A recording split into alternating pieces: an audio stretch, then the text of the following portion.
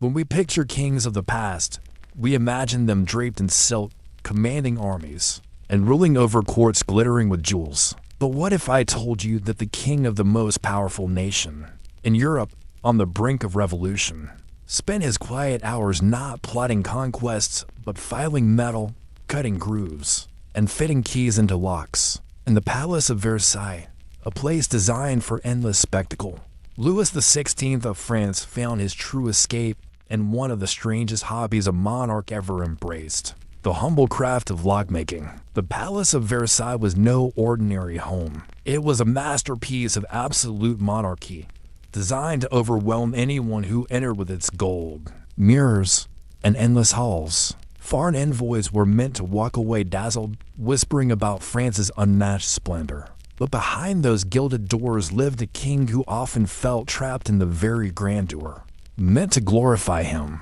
Louis XVI, shy by nature, found the glitter of the French court suffocating. Unlike many of his royal predecessors who sought fame in war, theater, or women, Louis found his greatest comfort in the quiet, solitary, and rather unkingly pursuit of mechanical craft. Locks, to Louis XVI, were more than just pieces of metal. They were puzzles, tiny challenges of precision and patience that distracted him from the endless pressures of ruling a restless kingdom. In an age when France was on the verge of bankruptcy, when the nobility and the common people were drifting further apart, and when whispers of revolution were spreading through the streets of Paris, the king could often be found bent over a workbench, filing brass, measuring tumblers, or testing the smooth click of a newly crafted key. This fascination was no passing amusement. It became a defining aspect of Louis's personality, one that courtiers found peculiar and sometimes embarrassing. After all, what kind of king, surrounded by the weight of an empire, chooses to spend his evenings in a private workshop like a common artisan? But Louis was not a king who fit easily into the mold of majesty. His quiet obsession with lockmaking revealed much about his character, his insecurities, and ultimately, the tragic fate that awaited him. The workshop at Versailles, in the heart of Versailles, surrounded by endless corridors designed for ritual and ceremony, Louis carved out a private space for his unusual passion. He built a fully equipped locksmith's workshop, complete with benches, tools, anvils, files, hammers, and the delicate instruments needed for shaping and perfecting locks. This was not a small, symbolic corner to play with. It was a serious workshop where the king spent hours at a time. Visitors were often surprised to see him working there, sleeves rolled up, concentrating with a focus rare in his public life. Metal shavings would fall onto his royal garments as he tested mechanisms and adjusted pieces with his own hands. The sight was almost surreal. The King of France, with all the symbols of divine authority surrounding him, reduced to the careful labor of an ordinary craftsman. Louis even employed a professional locksmith, Francois Gamain, to serve as his instructor and collaborator. Gamain taught him the complexities of lock construction, from the shaping of keys to the intricate tumblers, that determined whether a lock could resist a skilled hand. Over the years, Louis became not just an amateur tinkerer, but a highly competent craftsman. His skill was such that he could design locks that baffled experts. In his workshop, he was not a monarch weighed down by politics. He was an artisan, free from the suffocating demands of ceremony. Why locks? It might seem odd that a king would gravitate towards something as mundane as locks, but for Louis XVI, locks carried deep symbolic meaning. A lock is a device of order and security. It keeps chaos out, protects what is valuable, and reassures his owner that something is safe. For a king surrounded by turmoil, mistrust, and political tension, locks may have offered a comforting metaphor, a small world of certainty he could control. Where the finances of France spun out of control, he could file metal to precision. Where the cries of the hungry peasants reached Versailles, he could shut the noise out with the satisfying click of a mechanism working perfectly. Locks were puzzles he could solve when so much else in his kingdom seemed unsolvable. At the same time, Louis had always been an introverted, shy boy. As a young prince, He lacked the charm and flamboyance expected of French royalty. He preferred hunting, reading, and practical crafts to the performances of court life. Lockmaking suited him because it was solitary, quiet, and required no grand display. In a palace filled with gossip and glitter, the workshop was his retreat. Court reactions, of course. Not everyone understood or approved of this hobby. The French nobility was steeped in traditions of honor, spectacle, and martial glory. Kings were supposed to be warriors, hunters, or patrons of the arts. They were supposed to display magnificence at every turn. Seeing their monarch spend hours hunched over locks seemed, to many, absurd. Some courtiers mocked him, whispering that the king was more suited to being a locksmith than a ruler. Others saw it as yet another sign of his weakness, his inability to project the commanding image that France so desperately needed in the late 18th century.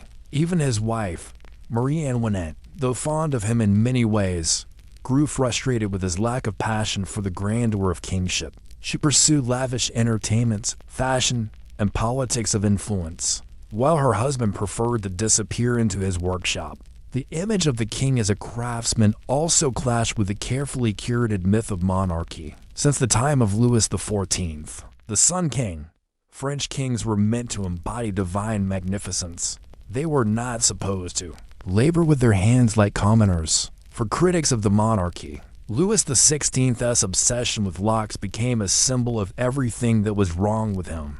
A man unsuited for the throne, lost in trivialities while the nation spiraled into crisis. The tragic irony, what makes this hobby even more fascinating, is the bitter irony that surrounds it. The very locks Louis so loved would play a role in his downfall. His instructor, François Gamain, would later betray him, revealing incriminating documents hidden in an iron chest with a secret lock documents. That damaged the king's reputation and fueled revolutionary anger. The king's own passion became a weapon used against him. There is also the cruel symbolism. While Louis was perfecting locks, the doors of his kingdom were swinging open to revolution. He could master the tumblers of a mechanism, but not the tumblers of political reform. He could design keys for safes, but not unlock the loyalty of his people. In retrospect, his obsession feels almost prophetic. A king so absorbed in locks that he forgot how quickly the gates of power can be broken.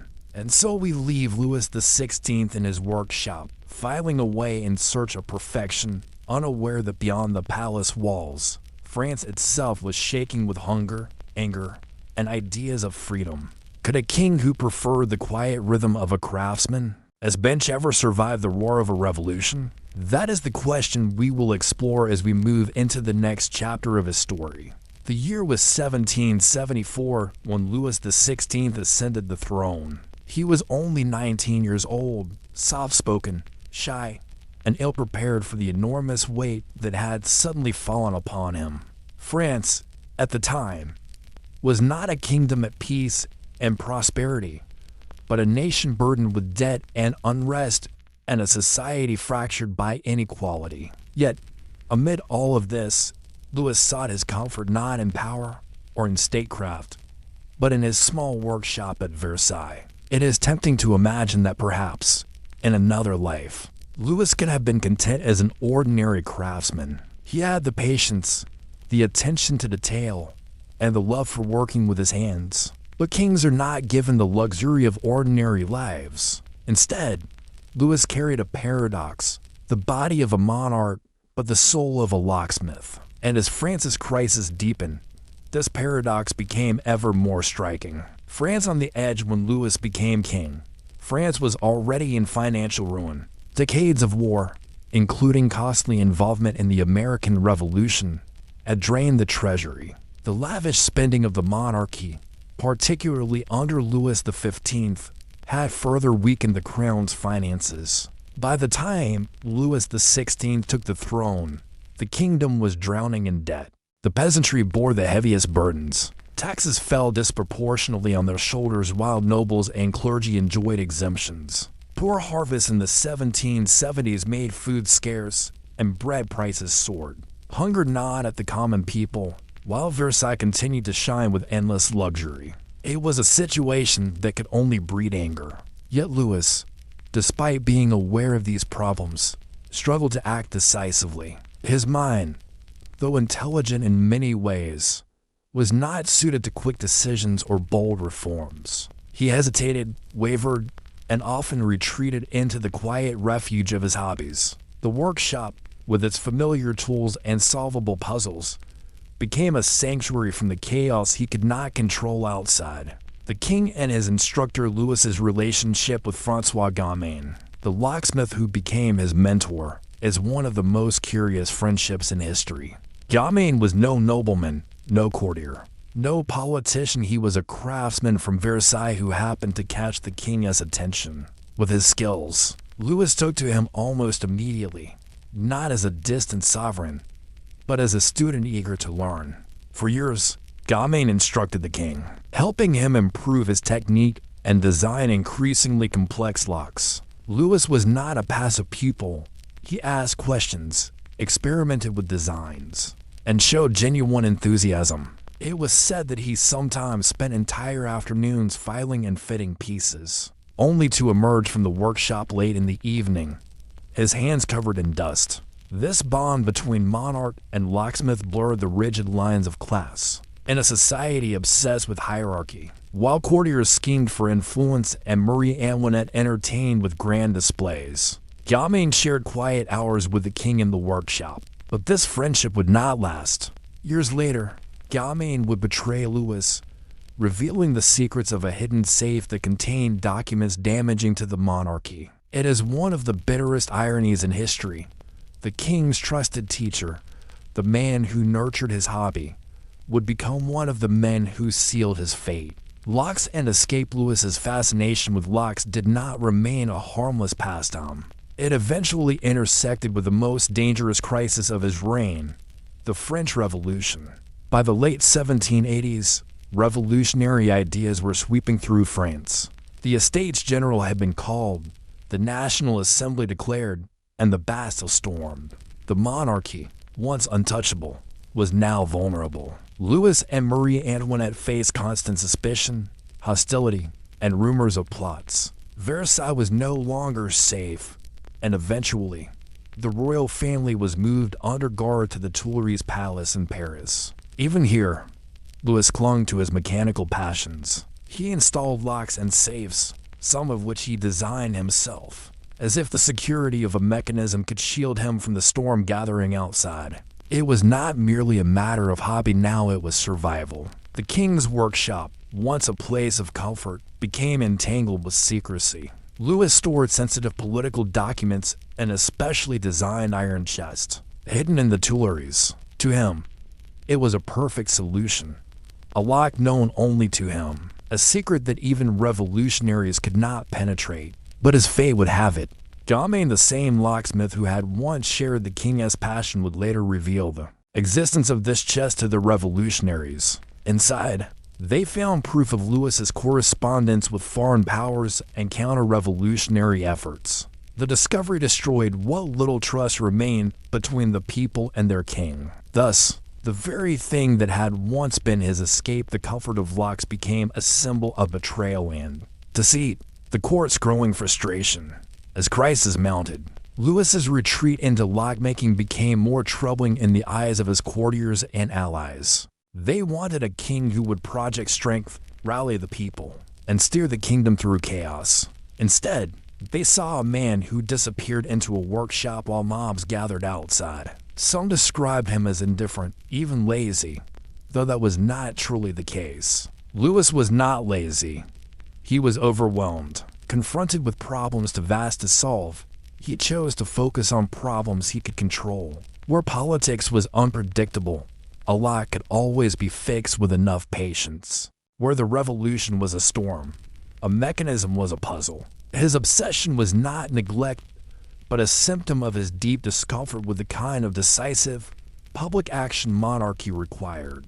Marie Antoinette, too, grew increasingly frustrated with her husband's passivity. While she cultivated alliances and sought to influence politics, Louis seemed content to focus on mechanical devices. To her, This hobby symbolized his failure to embody kingship at a time when they most needed unity and strength. It became a private source of tension within the royal marriage. One more crack in a fragile partnership. The symbolism of the lock. To understand Lewis's lock-making obsession, one must see beyond the mechanics and into its symbolism. Locks represented control, order, and security in a world where all three were collapsing. They offered the king a way to impose structure on chaos, if only within the small world of his workshop. But they also symbolized secrecy, and secrecy would prove fatal. In a time when the people demanded transparency and accountability, Lewis's reliance on hidden compartments and coded locks fed the image of a king plotting against his own subjects. Every key became a reminder of closed doors, hidden truths, and a monarchy unwilling to open itself to change. The irony was cruel. What had begun as an innocent, almost childlike passion was twisted by circumstance into a political weapon. The locksmith king became, in the eyes of the revolution, a symbol of deceit and conspiracy. The slow unraveling. By 1791, the situation had reached a breaking point. The king and his family attempted to escape Paris in what became known as the Flight to Varennes. This desperate plan, too, involved locks and keys, with Lewis relying on his knowledge of mechanisms to aid their getaway. But the escape failed. The royal family was captured and brought back to Paris in disgrace. From that point onwards, Lewis's authority was shattered. The people no longer saw him as their king, but as a man trying to flee justice. And yet, even in captivity, he returned to his locks, tinkering as if they could shut out the reality of his downfall. Thus, Louis XVI's love of locks, once a harmless eccentricity, became entangled with the revolution that would consume him. In the next section, we will explore how this obsession not only mirrored his personality, but also sealed his tragic destiny. Could a king so enamored with secrecy and security ever hope to survive in an age demanding freedom and transparency? That is the question history forces us to confront.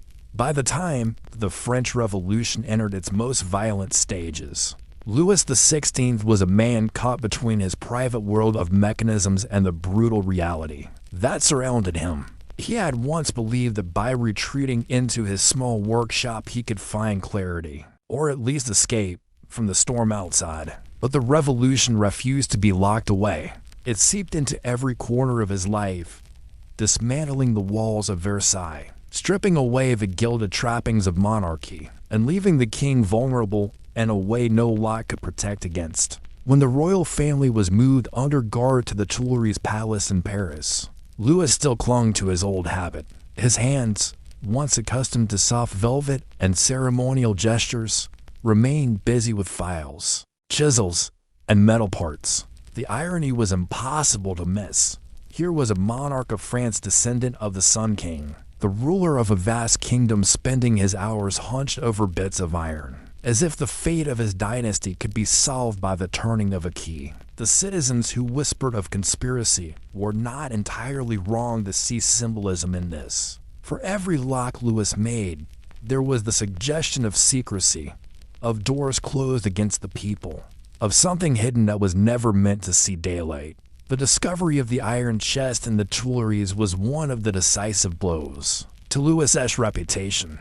Hidden in the wall, designed to appear invisible to anyone who did not know its place, the chest contained correspondence between the king and foreign monarchs, as well as plans that confirmed his intent to resist the revolution.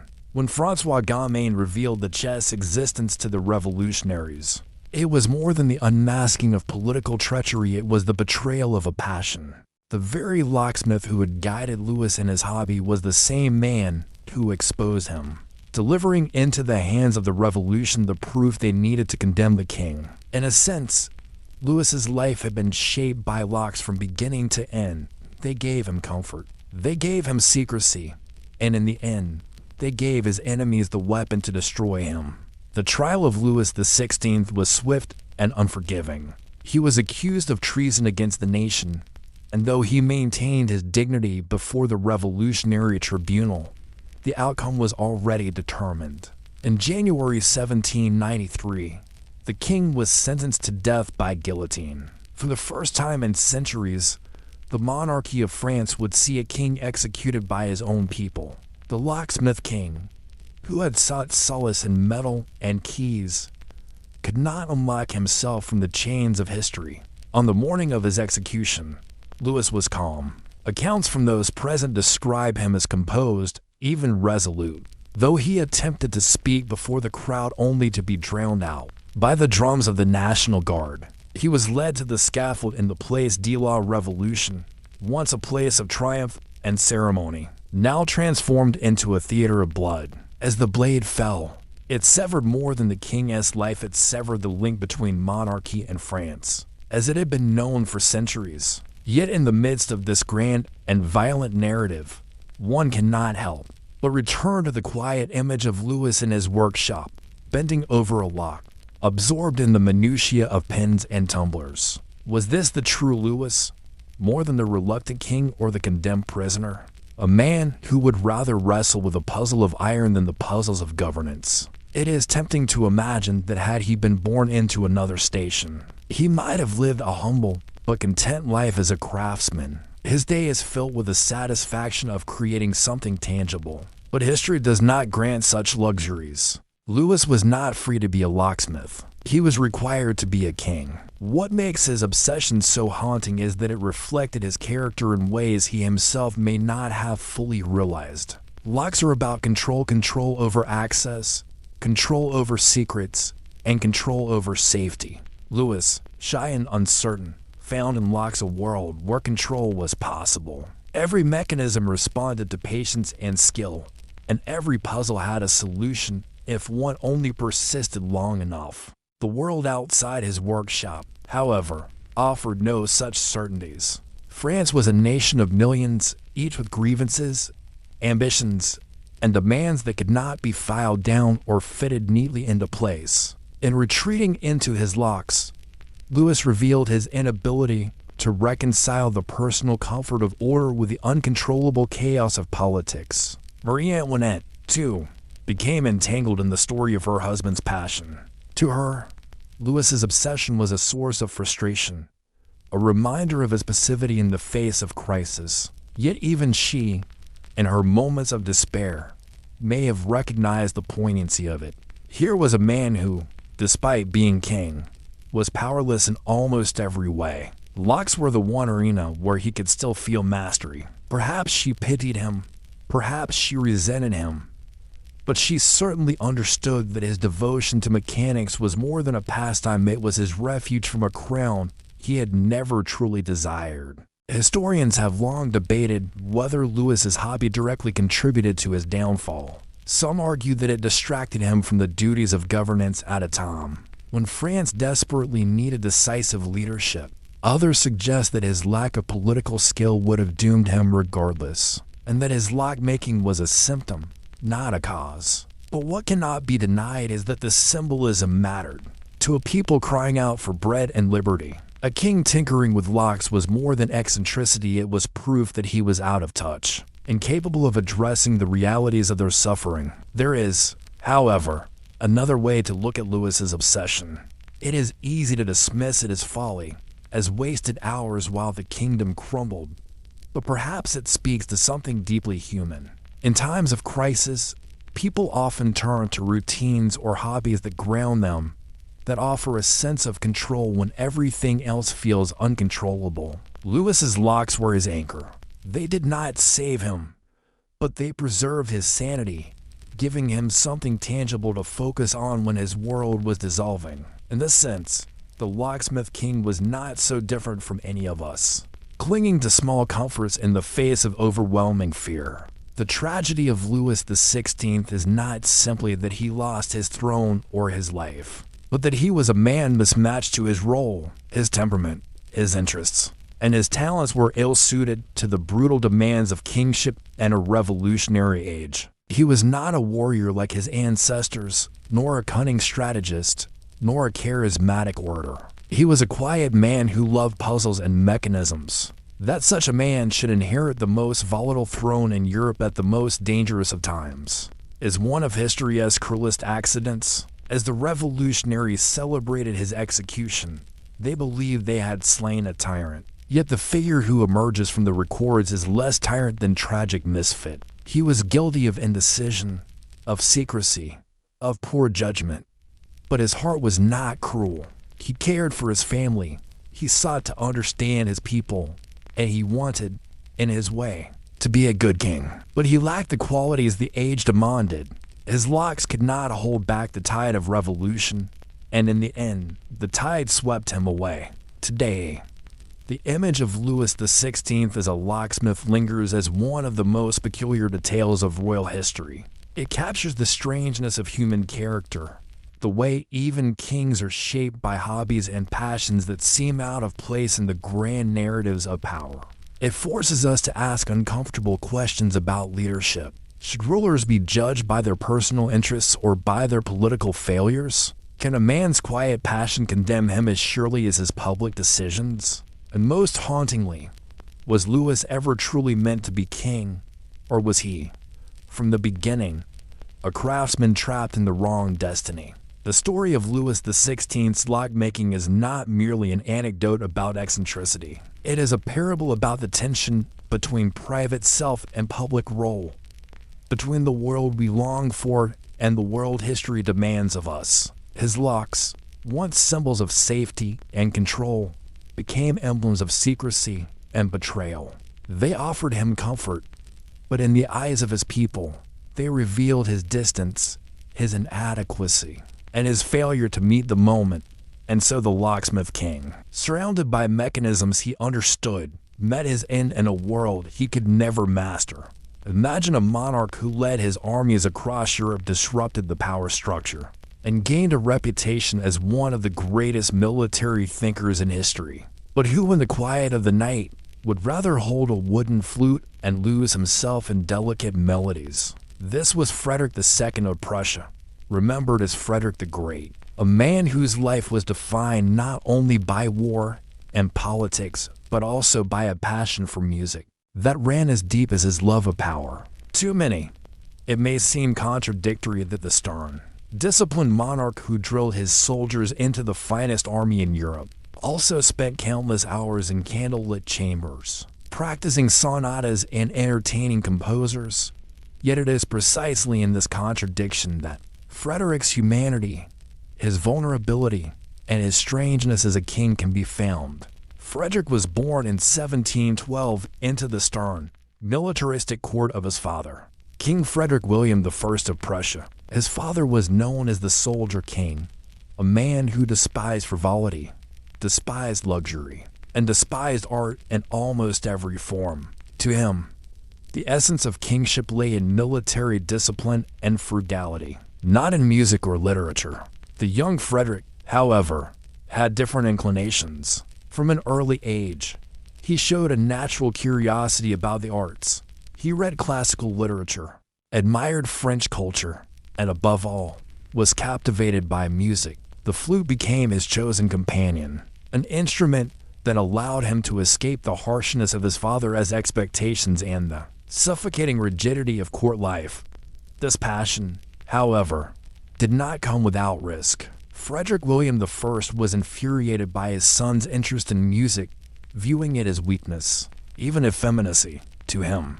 No son of his should waste time on such pursuits when the kingdom's destiny lay in muskets and marching.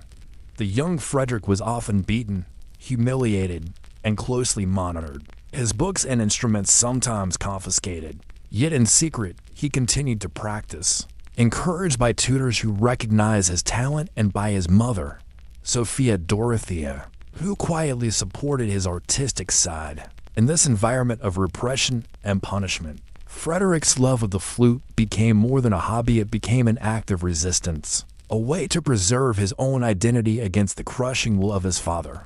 As he grew into adolescence, Frederick's passion for music deepened. He studied composition, practiced diligently, and sought the company of musicians who passed through the Prussian court. He became particularly enchanted with the works of composers such as Johann Sebastian Bach and later Carl Philipp Emanuel Bach, whose expressive styles resonated with his own sensibilities.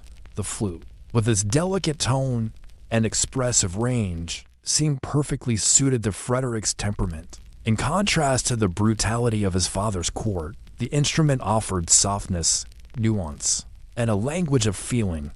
The tension between father and son escalated dramatically.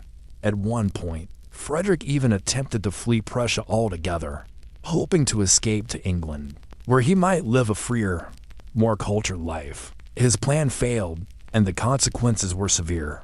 His father had him arrested, confined, and subjected to humiliations designed to break his spirit. In a shocking episode that haunted Frederick for the rest of his life, his close friend Hans Hermann von Katt, who had assisted in the escape attempt, was executed before Frederick's eyes. It was a trauma that scarred him deeply, yet it also steeled his resolve. While Frederick eventually submitted outwardly to his father's authority, he never abandoned the world of music and art that had sustained him. When Frederick finally became king in 1740, he inherited not only his father's army and treasury, but also the freedom to pursue his passions. Without restraint, the new king immediately set about transforming his court into a center of culture. He invited musicians, philosophers, and artists, creating an atmosphere of intellectual and artistic exchange that contrasted sharply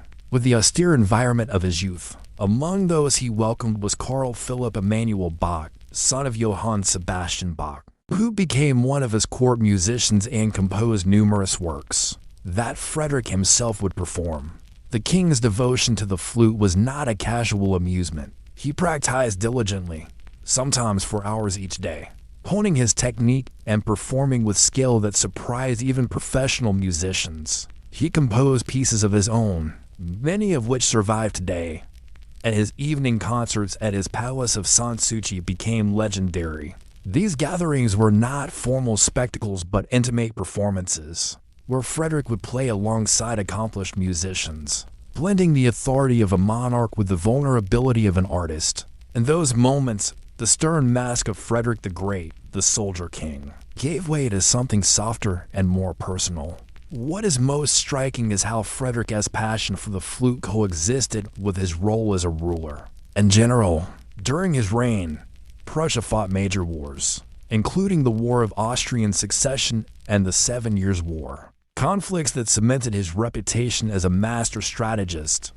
He endured battles, sieges, and the constant pressures of governing a kingdom surrounded by larger, more powerful rivals. Yet even amid these struggles, Frederick found time for music. It is recorded that during military campaigns, he often carried his flute with him, finding solace in its melodies after the horrors of battle. The same man who ordered armies into deadly combat would, in the evenings, retreat to a tent or quarters and play music to calm his mind. This juxtaposition fascinated contemporaries and continues to fascinate historians. Was Frederick's music a contradiction to his militarism, or was it a complement? Perhaps the discipline required for both pursuits was not so different. The precise movements of soldiers on a parade ground and the delicate control of breath and fingers on a flute both demanded patience, focus, and rigor.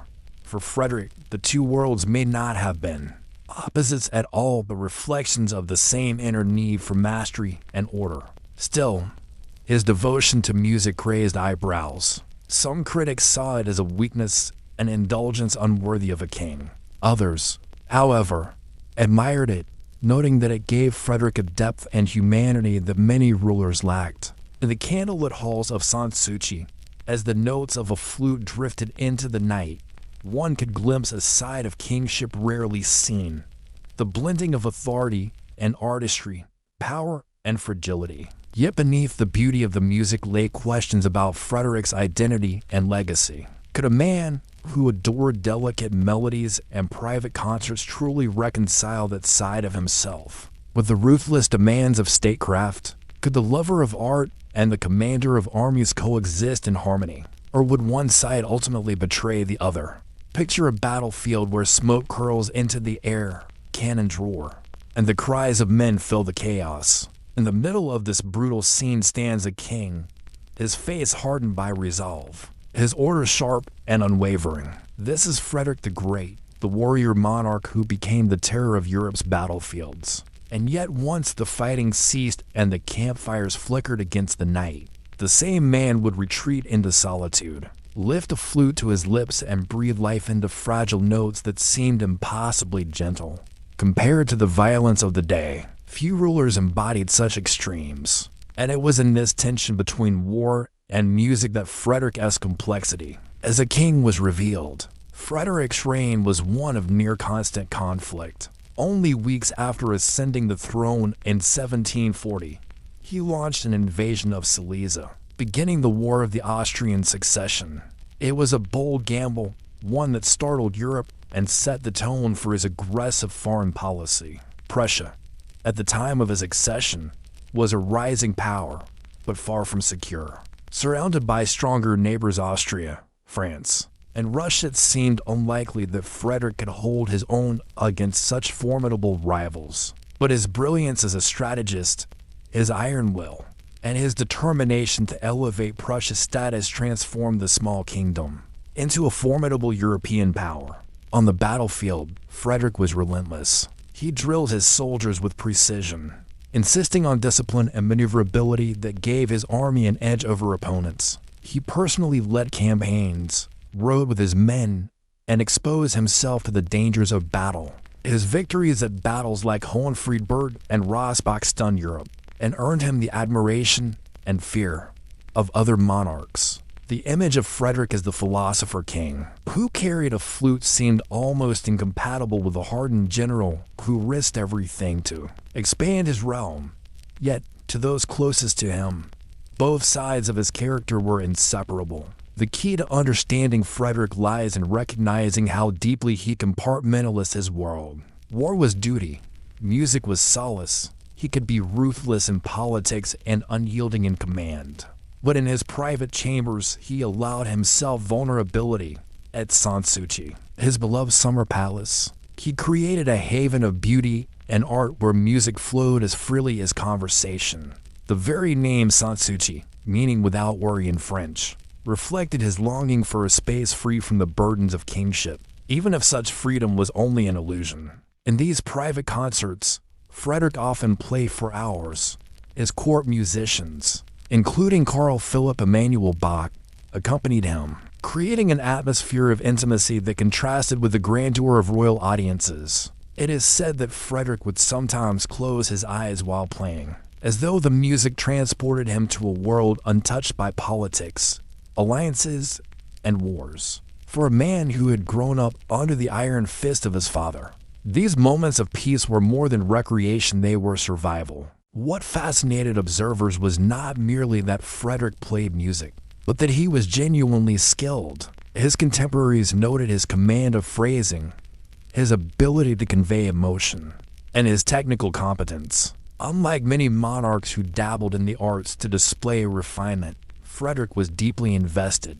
He practiced tirelessly, sought instruction from masters, and composed flute sonatas and concertos of his own.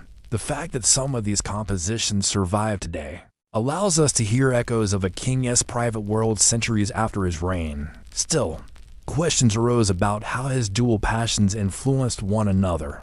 Did music soften his approach to governance, or did it merely provide temporary relief before he returned to his role as a warrior king? Some historians suggest that Frederick's musical pursuits informed his leadership style, cultivating patience, timing, and an appreciation for harmony even in the theater of war. Others argue that music was nothing more than an escape, a shield against loneliness, and a way to mask the emotional scars left by his father's cruelty and the trauma of his youth. Frederick's love for music also shaped his diplomatic persona. Unlike his father, who had little patience for intellectual pursuits, Frederick corresponded with philosophers such as Voltaire, embraced Enlightenment ideals, and sought to present himself as a cultivated monarch. His musical evenings at Sanssouci were not only personal indulgences but also political statements, showcasing Prussia as a kingdom of culture, not merely of soldiers. For a ruler who longed to elevate his state's reputation, the arts became a subtle tool of power.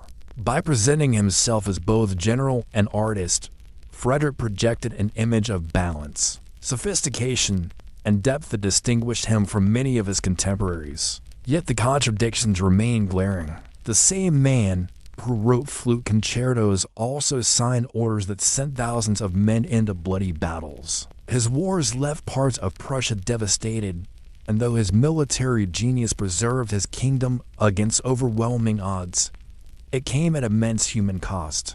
The melodies he played in his palace could not drown out the cries of soldiers lost on the battlefield or the suffering of civilians caught in the crossfire. This contrast between beauty and brutality makes Frederick's story so compelling. His music was not a replacement for the harsh realities of his reign, it was a fragile counterbalance. Those who attended his concerts often remarked on the intensity with which he played. There was no trace of royal aloofness. Instead, there was a vulnerability that suggested music was more than entertainment. It was therapy, confession, and perhaps even redemption. His flute became the voice of emotions. He could not otherwise express grief for his lost friend Cat, frustration with the burdens of kingship, and longing for peace that always seemed out of reach. To hear Frederick play was to glimpse a man stripped of titles and uniforms, reduced to the raw humanity of breath and sound. As the years passed, this dual existence only grew more pronounced. Wars tested Frederick's endurance, alliances shifted, and Prussia's place in Europe was secured through blood and iron.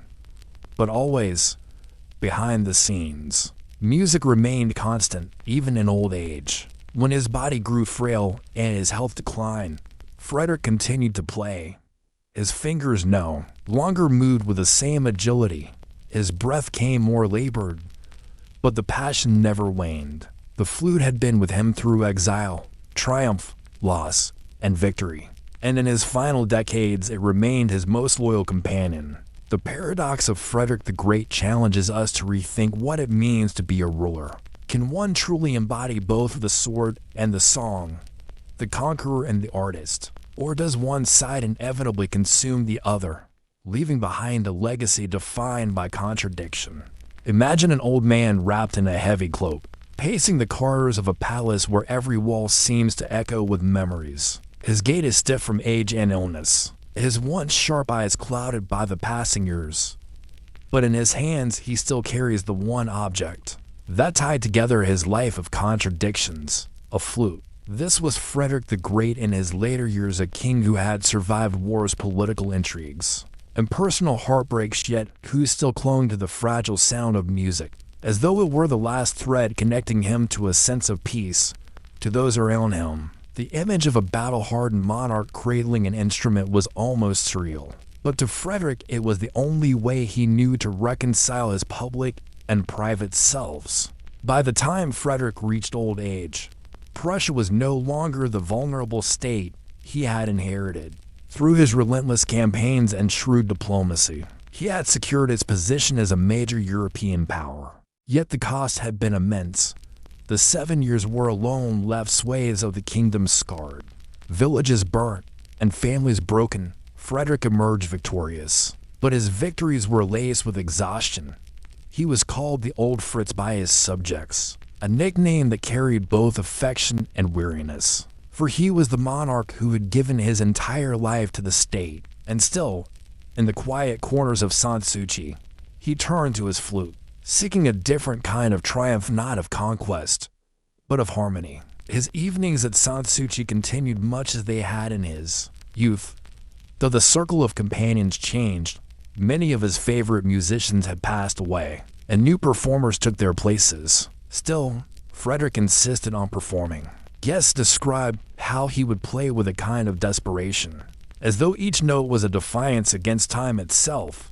His hands shook, his breath faltered, but he pressed on, unwilling to surrender the music that had carried him through every stage of his life. It was not vanity, but necessity.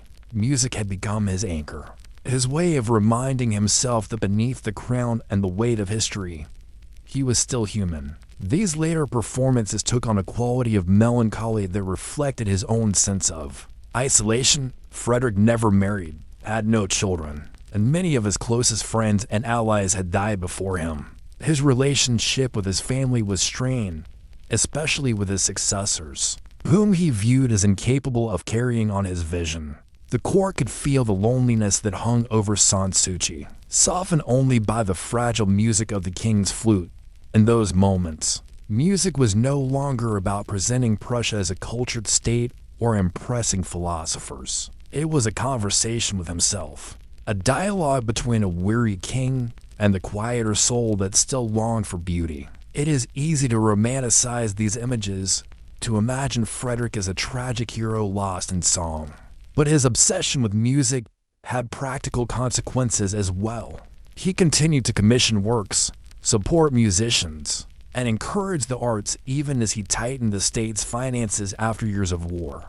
This patronage helped sustain a cultural life in Prussia that might otherwise have withered under the strain of military expenditure. By elevating music alongside politics, Frederick left a legacy, not only of battlefields but also of concert halls, inspiring later generations to see Prussia as more than a barracks for soldiers. In this way, his passion for the flute rippled outward into history, shaping the perception of his kingdom long after his death. Perhaps the most poignant symbol of Frederick's relationship with music is found in his compositions, though not as widely celebrated as those of the great masters of his age. His sonatas and concertos endure. They reveal a surprising sophistication, not merely the dabbling of a dilettante but the earnest efforts of a man deeply committed to the art. When modern musicians perform these works, they are not only playing notes on a page, they are channeling the voice of a king who sought to express emotions he could not otherwise show. Each phrase carries the weight of battles fought, friendships lost, and longings never fulfilled. Listening to Frederick's music today, one can almost hear the tension between steel and song, between the soldier and the artist. As Frederick's health declined, the flute became both more precious and more elusive. His bouts of illness often left him too weak to play, and yet he would still try, gripping the instrument with trembling fingers. Observers remark on the determination etched into his face, the refusal to let go of the one passion that had accompanied him from youth to old age. In a life defined by control over his armies, his ministers, his territories, here was something he could not control, the steady encroachment of mortality. And yet, by playing, he defied it, even if only for a few fleeting moments. In August 1786, Frederick the Great died at the age of 74. He left behind a transformed Prussia, a reputation as one of Europe's most formidable rulers, and a legacy of both admiration and controversy. He was buried, at his own request, beside his beloved dogs in the gardens of Sanssouci, far from the pomp and ceremony of royal tombs. For all his power and achievements, Frederick sought a final rest defined by simplicity, perhaps echoing the same desire that had driven him to build Sanssouci, a place without worry, a space for peace. What remains striking about Frederick's story is not only his military genius, but also the way he carried music alongside it, refusing to let one erase the other. His flute was as much a weapon of survival as his sword, a means of enduring the crushing responsibilities of monarchy and the endless cycles of war. By holding on to his strange obsession, he reminded the world and perhaps himself that even the mightiest rulers are shaped not only by what they conquer but by what they cherish in private. The question that lingers is whether Frederick's devotion to music made him a better king, or whether it was simply a refuge from the harsh realities he created through war. Did the soft notes of his flute soften his heart, or were they merely a mask for loneliness? And more broadly, what does it mean when a ruler defined by conquest also longs for beauty? Imagine a king sitting upon his throne, surrounded by the glittering symbols of power, robes of velvet, jewels that sparkled in torchlight, and courtiers bowing low to the ground. Yet this same king refused to let anyone touch him, for he believed that one careless movement might shatter him into 1,000 pieces. This was Charles VI of France, remembered in history not only for his reign, but for the strange and haunting belief that he was made of glass. To modern ears, It sounds almost absurd, a tale of madness too fantastical to be true. But to his subjects in the late Middle Ages, it was a terrifying reality. Their king lived in constant fear of breaking, and with him, the stability of France itself seemed just as fragile. Charles was born in 1368, the son of Charles V, a king who had restored some measure of stability to France. After the disasters of the early Hundred Years' War, the young prince inherited a kingdom battered by conflict, struggling under the weight of foreign invasions, heavy taxation, and the lingering trauma of the Black Death. When Charles VI ascended to the throne in 1380 at just 11 years old, the nation placed its hopes in him. He was crowned in the great cathedral of Reims, the sacred site of French coronations, where the holy oil of Clovis was said to bless kings with divine authority. To the people, he was not just a ruler, but a living link to God's order on earth. At first, Charles appeared to fulfill these hopes. He was described as handsome, charismatic, and intelligent, qualities that promised a bright future. His early reign, guided by regents and advisors, seemed stable enough. But as he grew into adulthood, cracks began to show not just in the kingdom, but in the mind of the king himself. What began as moments of irrationality and odd behavior soon escalated into something far more dangerous. The most infamous incident came in 1392, during what would later be called the Bal d'Ardents, the Ball of the Burning Men. Charles, dressed in a wild costume of linen and pitch meant to resemble a wild man of the woods,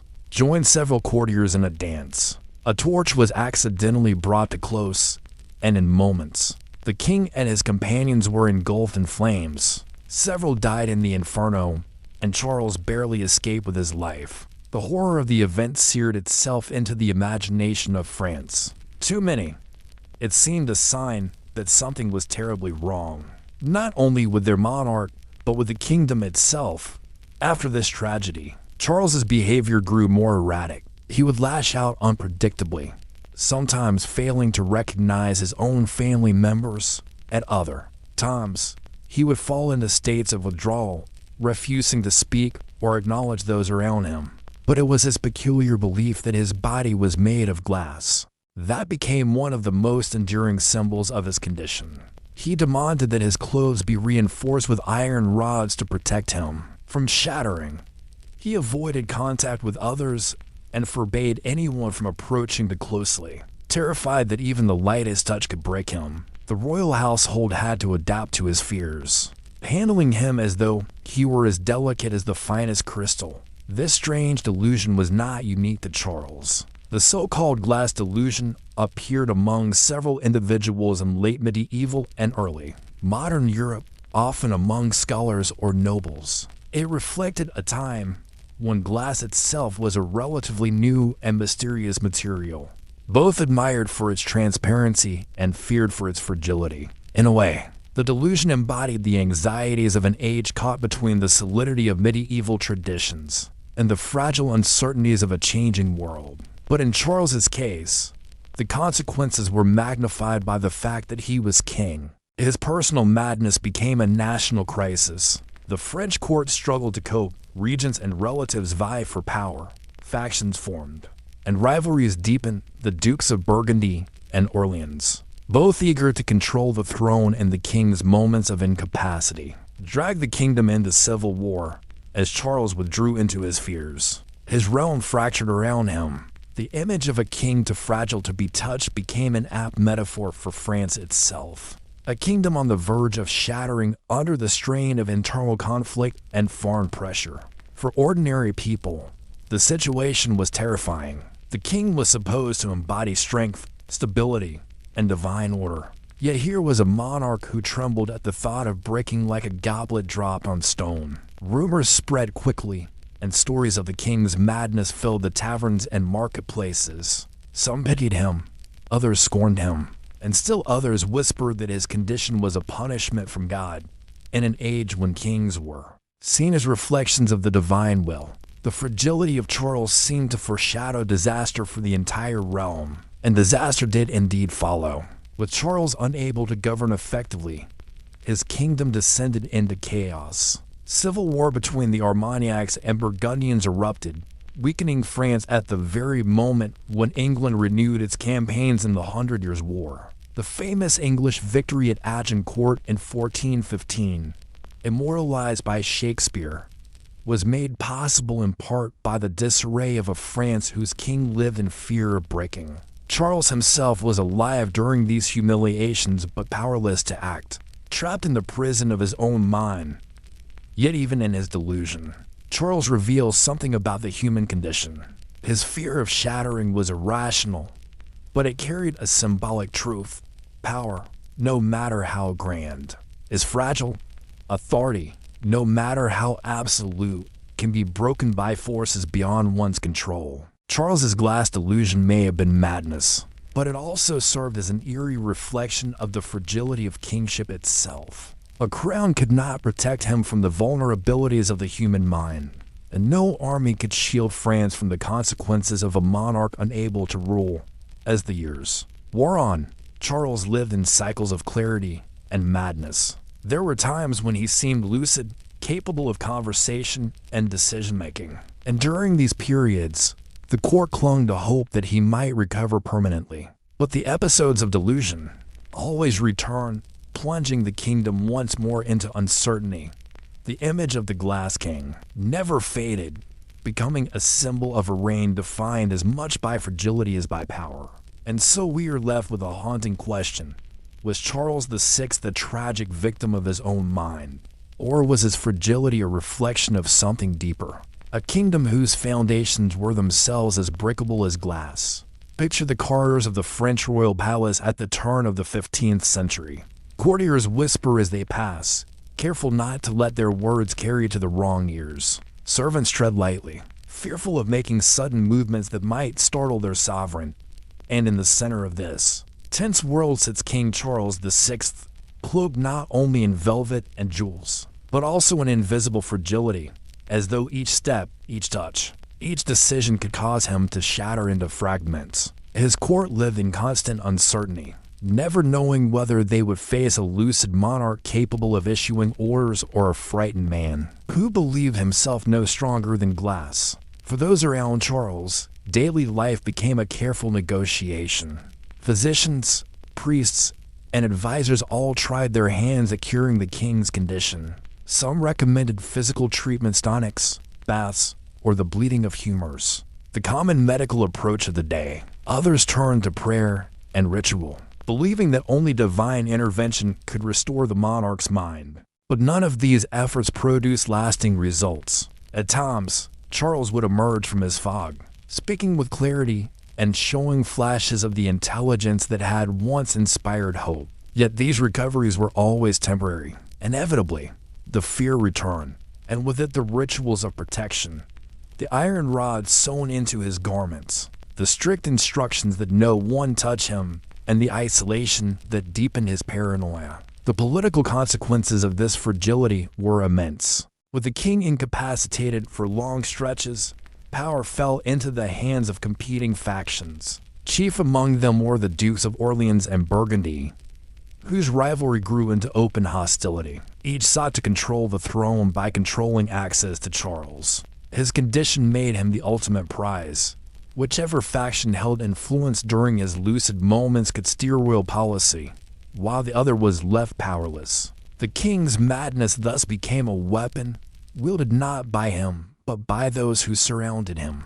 The situation was further complicated by Queen Isabeau of Bavaria, Charles's wife. Intelligent and politically astute, Isabeau found herself in an unenviable position.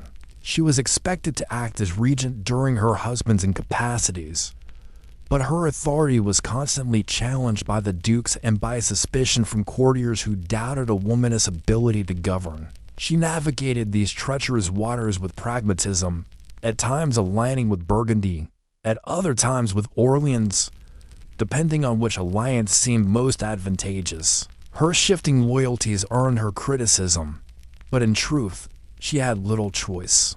With her husband unable to rule consistently, she became a lightning rod for the frustrations of a kingdom tearing itself apart. As civil conflict deepened, the fragile king became both a symbol and a pawn. When Charles appeared in public during his lucid phases, he was paraded as proof of stability, a reassurance that divine order still held.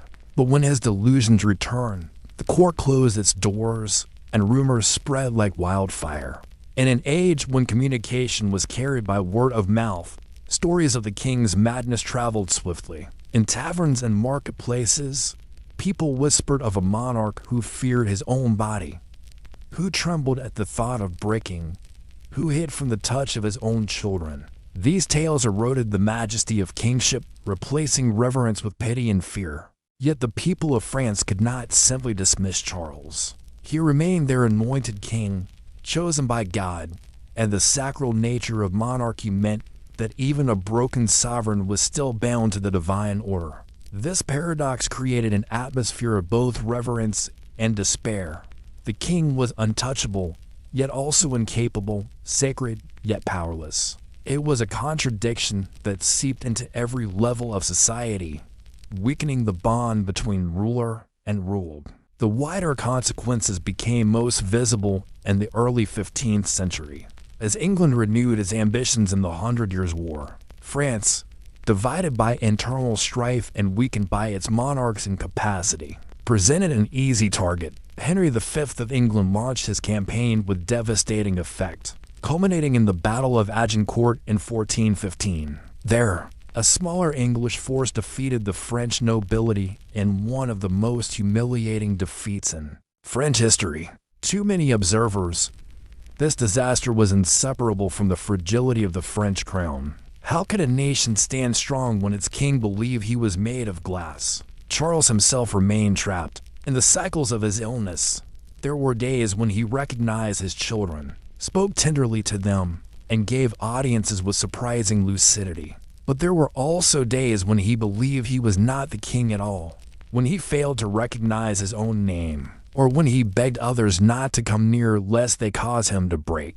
These shifts created unbearable strain on his household. Servants never knew what version of the king they would face. Courtiers lived in fear of making a misstep that could cost them their positions or their lives. And Isabeau, burdened with the impossible task of governing in his stead, faced constant criticism no matter what she did.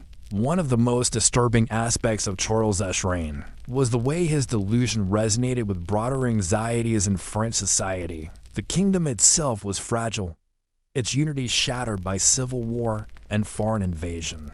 The image of a king who feared breaking like glass seemed almost prophetic, a living metaphor for the instability of France. Chroniclers of the time often wrote of the king's condition as both a personal tragedy and a national crisis, blending medical observation with moral judgment. To them, Charles's fragility was not merely an illness, it was a symptom of divine displeasure with a kingdom that had strayed from order and justice. And yet, despite all this, Charles's reign was not entirely devoid of significance. In his lucid moments, he occasionally showed flashes of the monarch he might have been.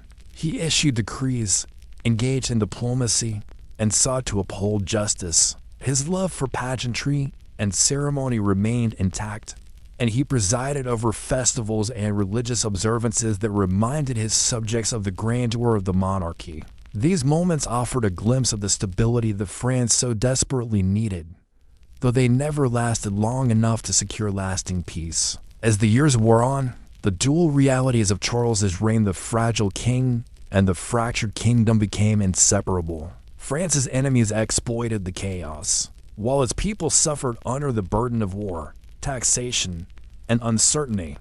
The image of a monarch who trembled at the thought of shattering lingered in the minds of all who encountered him. It was both a personal tragedy and a national allegory, a reminder that even the strongest crowns could conceal the most delicate weaknesses. And so, as Charles entered the later stages of his reign, the question grew ever more pressing. Could France endure a king who believed himself to be glass? Or would his fragility finally cause the entire kingdom to break? Imagine standing in a throne room that once radiated power, now dimmed by whispers and uncertainty. The king sits upon his chair, not as a towering figure of authority, but as a man who flinches at the brush of a sleeve, Who gazes at his hands as if they were fragile vessels ready to splinter? The courtiers bow, the rituals proceed. The crown gleams on his head, but behind it all lies a silence, a fear that the heart of France itself has turned brittle. This was the enduring reality of Charles VI's reign, a paradox of majesty and fragility, of divine kingship and human weakness. By the final decades of his rule, the court had adapted to his illness and a grim kind of routine. When Charles was lucid, decisions were made quickly, policies enacted, and alliances discussed. When he was lost in his delusions, the machinery of state shifted into the hands of regents and counselors. But this rhythm bred instability. No policy could be trusted to last, and no alliance depended upon. A treaty signed during clarity could be undermined by confusion. The following week, the king's condition was not simply a personal tragedy, it was the fracture line upon which all of France trembled. The civil war between the Burgundians and the Armagnacs raged on, fueled by the king's absence from real power. Both factions claimed legitimacy by clinging to the king's name, yet neither could command the full loyalty of the realm. The kingdom became a patchwork of divided loyalties, its nobility tearing itself apart even as foreign enemies closed in. The 100 Years' War, already a long and bitter struggle, now became a catastrophe. Charles's fragility left him unable to confront these crises directly, but his very presence continued to shape events. In 1420, the infamous Treaty of Troyes was signed, a document that shocked the kingdom to its core. Through the maneuverings of Queen Isabeau and the Burgundians, Charles disinherited his own son, the Dauphin Charles, and recognized Henry V of England as heir to the French throne. Too many. This was the ultimate betrayal. The French crown, handed to the enemy, not by conquest, but by treaty. Though Charles's exact role in approving this decision remains debated, the reality was clear: his incapacity made him little more than a puppet in the hands of competing factions. The French people, weary of war and betrayal, looked upon their king with pity and bitterness. The monarch who should have embodied the strength of France instead embodied its weakness. His delusion of fragility became a cruel metaphor, a glass king ruling a glass kingdom, both at risk of shattering. Chroniclers of the time wrote of him with sorrow, noting that the grandeur of the monarchy had been eclipsed by madness. Priests preached that his illness was divine punishment for the sins of the realm. Ordinary citizens whispered prayers not only for victory over the English, but also for the restoration of a king who seemed lost to his own fears. Yet amid the despair, a strange truth emerged. Charles's reign, fragile though it was, set the stage for the rise of new forces that would reshape France. His disinherited son, the Dauphin Charles, refused to accept the Treaty of Troyes. Rallying loyalists in the south, he waged a desperate struggle to reclaim his birthright. It was during this period that an unlikely figure would appear: Joan of Arc, the peasant girl who claimed divine visions and who would inspire the French to resist English domination. In this way, the broken reign of Charles VI created the crucible from which a new spirit of French nationalism would be forged. Charles himself, however, never saw this redemption. In his final years, he remained a prisoner of his illness. There were still moments when clarity broke through, when he could smile at his children or speak words of wisdom. But these were fleeting, soon swallowed by the same old fears. He continued to guard his fragile body, convinced that the slightest impact would shatter him into shards. The palace remained tense and quiet, a place where even joy was muffled by caution. He died in 1422, after more than 4 decades on the throne. His passing was not marked by the grandeur of a triumphant monarch, but by the weary sigh of a kingdom that had long endured his fragility. His legacy was one of sorrow and division, a weakened France, a contested crown, and a family torn apart. And yet, his reign also left behind an enduring lesson, one that would echo through the centuries. The kingship, no matter how divine it claimed to be, was still bound by the vulnerabilities of flesh and mind.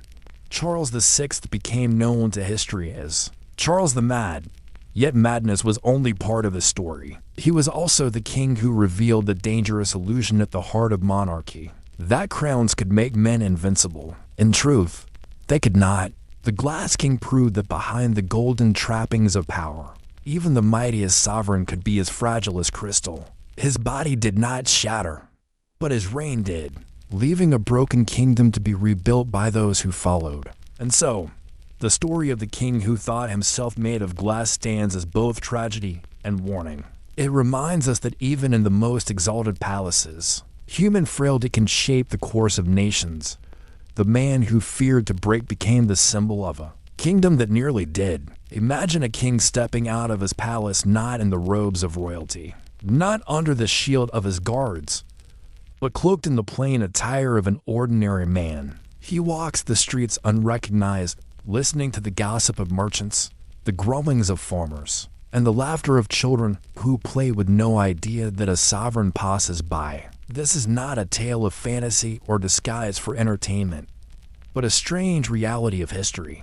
Time and again, monarchs who held the power of life and death over their subjects felt compelled to shed the trappings of authority and slip unnoticed into the world they ruled. The reasons were as varied as the rulers themselves: curiosity, loneliness, paranoia, or the simple desire to touch the world without the suffocating weight of crowns and councils. Among these rulers, few are as fascinating as Peter the Great of Russia. He was a monarch who towered in physical stature and ambition alike, a man whose reign transformed Russia from a landlocked kingdom into a sprawling empire that looked toward Europe as its model. Yet behind the grandeur of his vision lay a restless spirit, one that refused to be contained within the walls of palaces or the rigid ceremonies of court life. For Peter, disguising himself was not merely an escape, it was an education.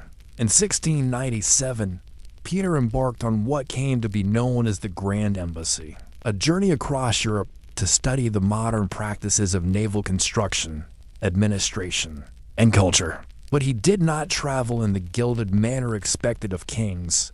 Instead, he disguised himself as a simple soldier, taking the name of Sergeant Pyotr Mikhailov. To the courts of Europe, the presence of the Russian Tsar could never be truly hidden. Rumors and whispers followed him wherever he went, but in the shipyards of Amsterdam or the workshops of London, he was able to mingle as one of the workers, observing not as a distant sovereign, but as a participant. He learned the craft of shipbuilding with his own hands, shaping wood, measuring beams, laboring alongside common men who might never have spoken to a czar otherwise. It was a remarkable act. For a monarch of his time, to rule was to be elevated, separated, set apart by divine right and ritual. For Peter to lower himself, or at least to appear to lower himself, was to challenge the very idea of what it meant to be royal.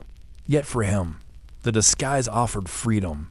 Without it, he would have been trapped in endless ceremonies, surrounded by flattery, shielded from the truth. With it, he could learn how the world really worked. He could see how other nations built ships, how craftsmen spoke freely, how knowledge was passed from master to apprentice without the filter of courtly intermediaries. Of course, the disguise was never perfect. At 6 feet 7 inches tall, Peter was an imposing figure, difficult to overlook. Many recognized him, or at least suspected his identity, but most played along, either out of respect or amusement. To those who labored beside him, it was a strange thing to see a king wielding tools, sweating as they did, asking questions with the eagerness of a student. And yet, it left a lasting impression.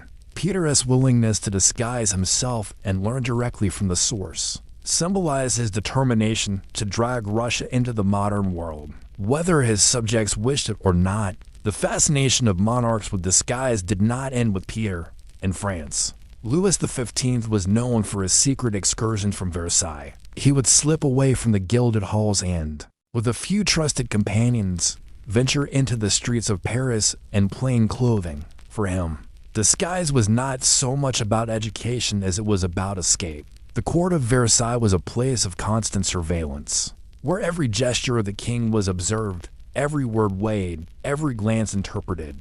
But in the anonymity of the city, Louis could walk more freely, even engage in conversations with subjects who did not know they spoke to their monarch. These outings also served another purpose. They allowed the king to visit places that would have been scandalous or impossible in his official capacity. Taverns, theaters, and houses of pleasure became accessible to him. Experiences that broadened his understanding of the lives of his people, but also deepened the criticisms of his reign when word of these secretive trips inevitably leaked. For Louis, disguise was a release, a way to breathe outside the suffocating etiquette of Versailles. Yet it also revealed a vulnerability that even kings could crave a taste of ordinary life. What drove monarchs to such lengths? Perhaps it was the loneliness of power.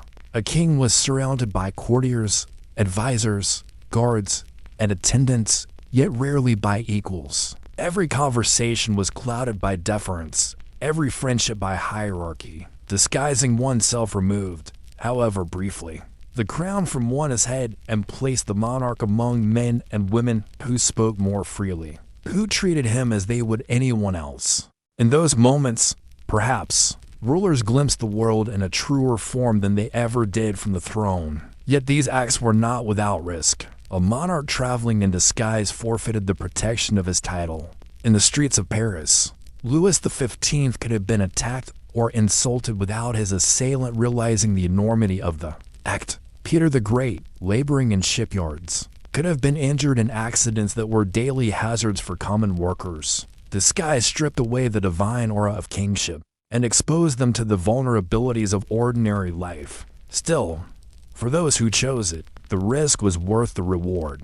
The stories of these monarchs remind us that even at the height of power, there exists a yearning to see the world unfiltered, to listen without the weight of ceremony, to speak without the burden of status, to live, if only for a night or a season, as one among many. Their disguises were not just costumes, but keys that opened doors to hidden worlds, to knowledge, to experiences denied to them by the very crowns they wore. And so we are left with a question. What did these kings truly find in their wanderings? Did Peter, laboring in shipyards, discover more than just the craft of shipbuilding?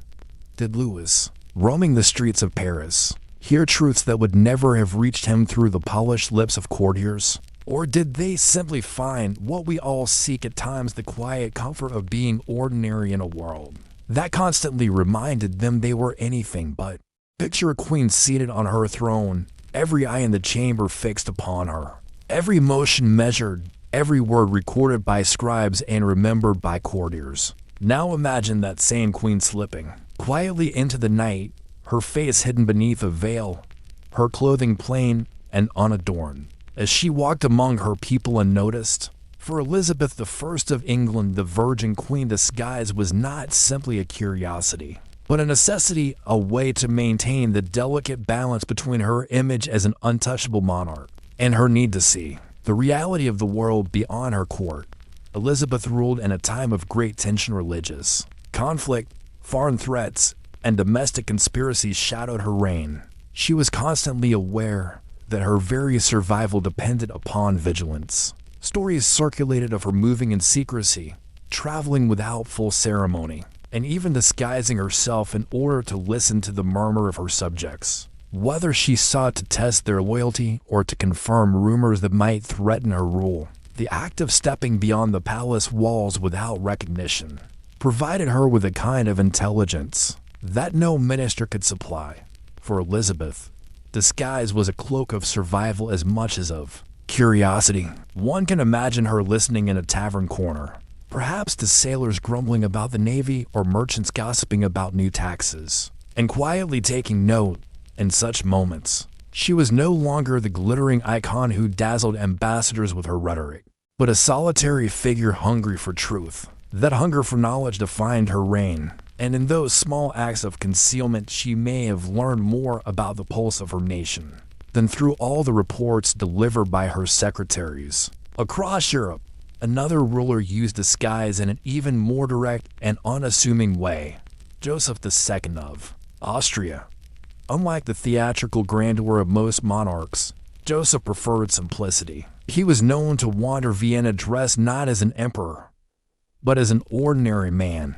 He would walk through markets, step into shops, and listen to the concerns of butchers, bakers, and widows. His reign was marked by reform, abolition of serfdom, changes in education, religious toleration, and many of these ideas were shaped not in grand halls but in the quiet streets where he observed daily life. Joseph's plain clothing, his refusal to carry himself with the pomp of a monarch when in disguise, astonished his subjects when they discovered who he was. Yet it was precisely this habit that gave him insight into the struggles of ordinary Austrians. He saw poverty firsthand, listened to grievances without the filter of ministers, and understood the burdens of taxation in a way few rulers allowed themselves to grasp. In disguise, he was not a sovereign set apart by divine right, but a man among men. And the policies that emerged from these observations bore the mark of a ruler who had seen the lives of his people without ceremony. In the Islamic world, too, disguise had a long tradition. Harun al-Rashid, the great Abbasid Caliph of Baghdad, is remembered not only for his court as splendor, but for his habit of venturing into the streets of his city in disguise. The tales of the 1001 Nights preserve this image, blending history with legend, but the essence of truth remains. Harun wished to see how justice was carried out, how his subjects lived, and how officials behaved when they did not know their caliph was watching. Walking under the cover of anonymity, he could hear complaints unspoken in court, witness corruption undetected by formal inquiry, and measure the spirit of his people more clearly than through the polished reports of governors. For Harun, these nocturnal excursions were both entertainment and governance. They satisfied his curiosity and sharpened his awareness of the challenges his subjects faced. In doing so, they reflected a broader philosophy of rulership, that a sovereign must know his people not only through statistics and officials, but through the raw truth of the streets. By moving in disguise, Harun placed himself within that truth, risking his safety for the sake of knowledge. The motivations of these monarchs varied, but all shared a common recognition that the trappings of power often concealed reality. Elizabeth sought security and intelligence in an age of conspiracies. Joseph II sought empathy and reform through direct contact with ordinary life. Harun al-Rashid sought both justice and amusement, a window into the honesty of his city. In each case, the disguise stripped away the layers of performance that surrounded monarchy and replaced it with unfiltered vision. But there was also danger in these journeys. A monarch without guards, wandering in the dark, was a target for robbery, insult, or worse. For Elizabeth, discovery in disguise might have meant political scandal or even assassination. For Joseph II, mingling in markets could have exposed him to plots or outbreaks of violence. For Harun, who ruled a vast and sometimes fractious empire, even a chance encounter with a hostile subject could have been disastrous. The very act of walking unprotected among their people carried the possibility of collapse, of undermining the mystique of monarchy if their presence was revealed. Yet they accepted these risks, believing that the knowledge gained outweighed the dangers. What strikes us, looking back, is the paradox of these rulers. They were figures elevated beyond ordinary human life, their images carefully crafted to embody the grandeur of sovereignty. And yet, beneath the crowns and robes, they craved the simple act of blending into a crowd, of listening without fear of flattery, of seeing without the distortion of ceremony. Their disguises were not only practical tools but deeply human gestures. And then we glimpsed the loneliness of power, the hunger for truth, and the desire to connect with a world from which kings and queens were otherwise cut off. And so we are left to wonder, what truths did Elizabeth hear in the taverns of London? What suffering did Joseph witness in the markets of Vienna? What laughter or complaints did Harun al-Rashid encounter on his midnight walks through Baghdad? And did these moments change them? Or were they simply fleeting escapes before returning to the burdens of rule? Imagine the contradiction. A monarch draped in silks, crowned in jewels, saluted by guards. and adored in courtly ceremony, who then slips away under cover of darkness dressed as a simple tradesman. In the palace, he is untouchable, nearly divine. Yet in the marketplace, he's just another man, haggling over bread or watching a play. It is in this contrast that the deepest meaning of royal disguises emerges. These were not just acts of curiosity or whim, but windows into the human heart of rulers who otherwise lived surrounded by walls of gold and layers of ritual.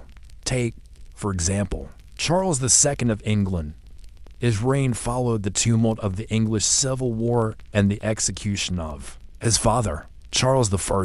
He returned to England in 1660 during the Restoration, a king celebrated for bringing back stability after years of Republican rule. Yet Charles himself knew intimately what it meant to live in disguise as a young man after his father's defeat and execution.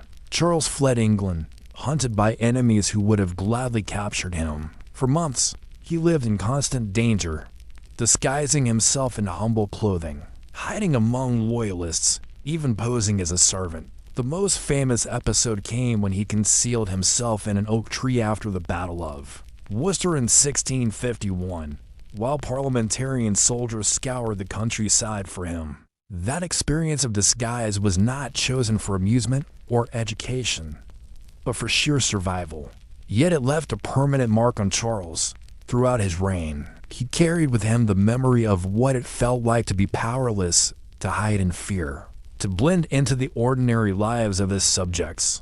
Perhaps that is why he became known as the merry monarch, preferring pleasures, tolerance, and wit over the rigid solemnity of other rulers. His disguises had shown him life without the crown, and that perspective shaped the way he ruled once he regained it. Catherine the Great of Russia provides another example, though of a different kind. Unlike Peter the Great, who disguised himself to learn shipbuilding, Catherine's disguises were linked to intrigue and power.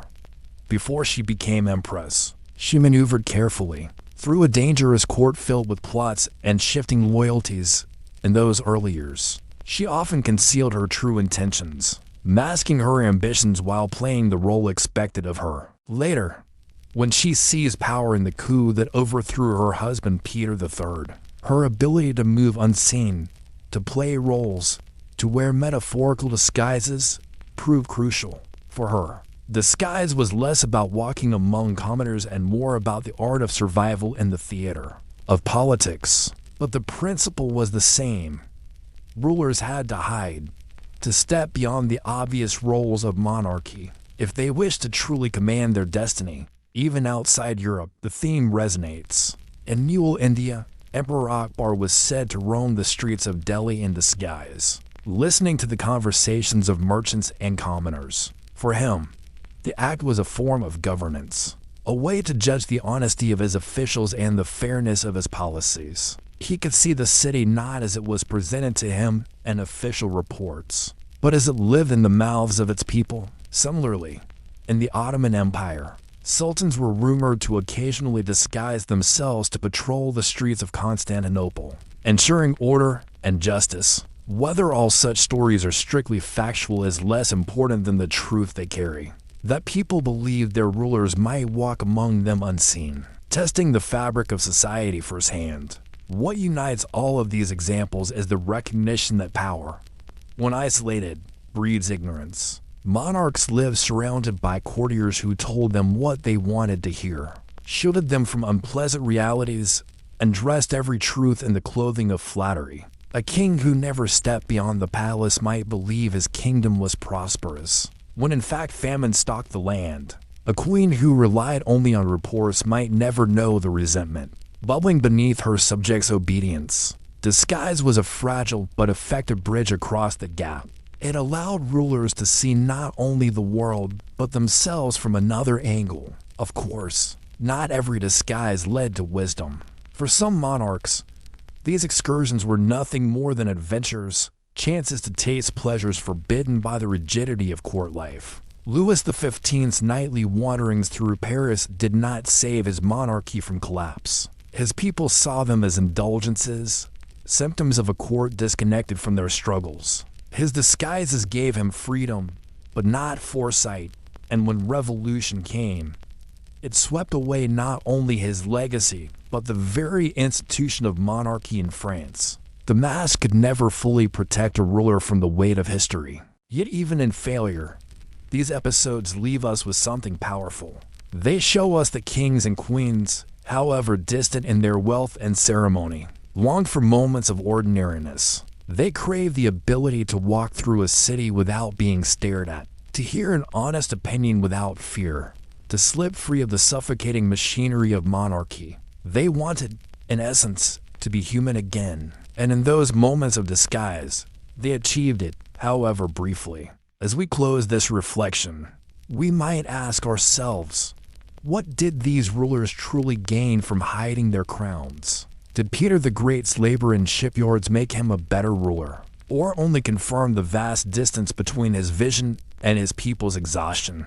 Did Elizabeth's secret listening strengthen her reign, or simply remind her of the constant danger she faced? Did Charles II's years in hiding give him empathy, or only a lighter heart that masked the fragility of his throne?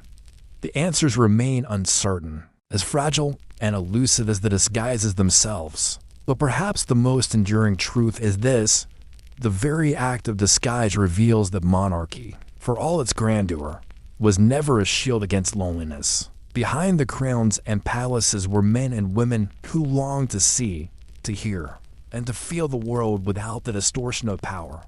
By disguising themselves, they stepped, however briefly, into the lives of those they ruled, and in those stolen moments of anonymity, they found something that all the treasures of their courts could not provide: a fleeting taste of freedom, power, wealth, and armies at their command. Yet some kings throughout history spent their days not in the council, chamber, or battlefield, but buried in the strangest of pastimes. Imagine an emperor who preferred tinkering with clocks instead of ruling, a monarch who raised exotic animals in his palace as though it were a private zoo, or a ruler who spent hours crafting elaborate art while his empire waited for decisions. These obsessions may seem trivial, even eccentric, but they reveal something profound: that behind the crown were human beings with passions as odd and consuming as anyone else. And sometimes those very hobbies shape the fate of their realms. One of the most curious examples comes from King Louis XVI of France, remembered by history as the monarch who lost both his throne and his head during the French Revolution. Yet before revolution devoured him, Louis was consumed by a peculiar fascination: locksmithing. At Versailles, surrounded by unimaginable luxury, he spent hours in his private workshops, hunched over locks, gears, and keys. He was not a passive enthusiast either. He prided himself on his skill, often designing and building complex mechanisms with the help of his favorite locksmith, François Gamain. For Louis, crafting locks was a form of escape, a retreat from the heavy expectations of kingship. The irony, however, is chilling.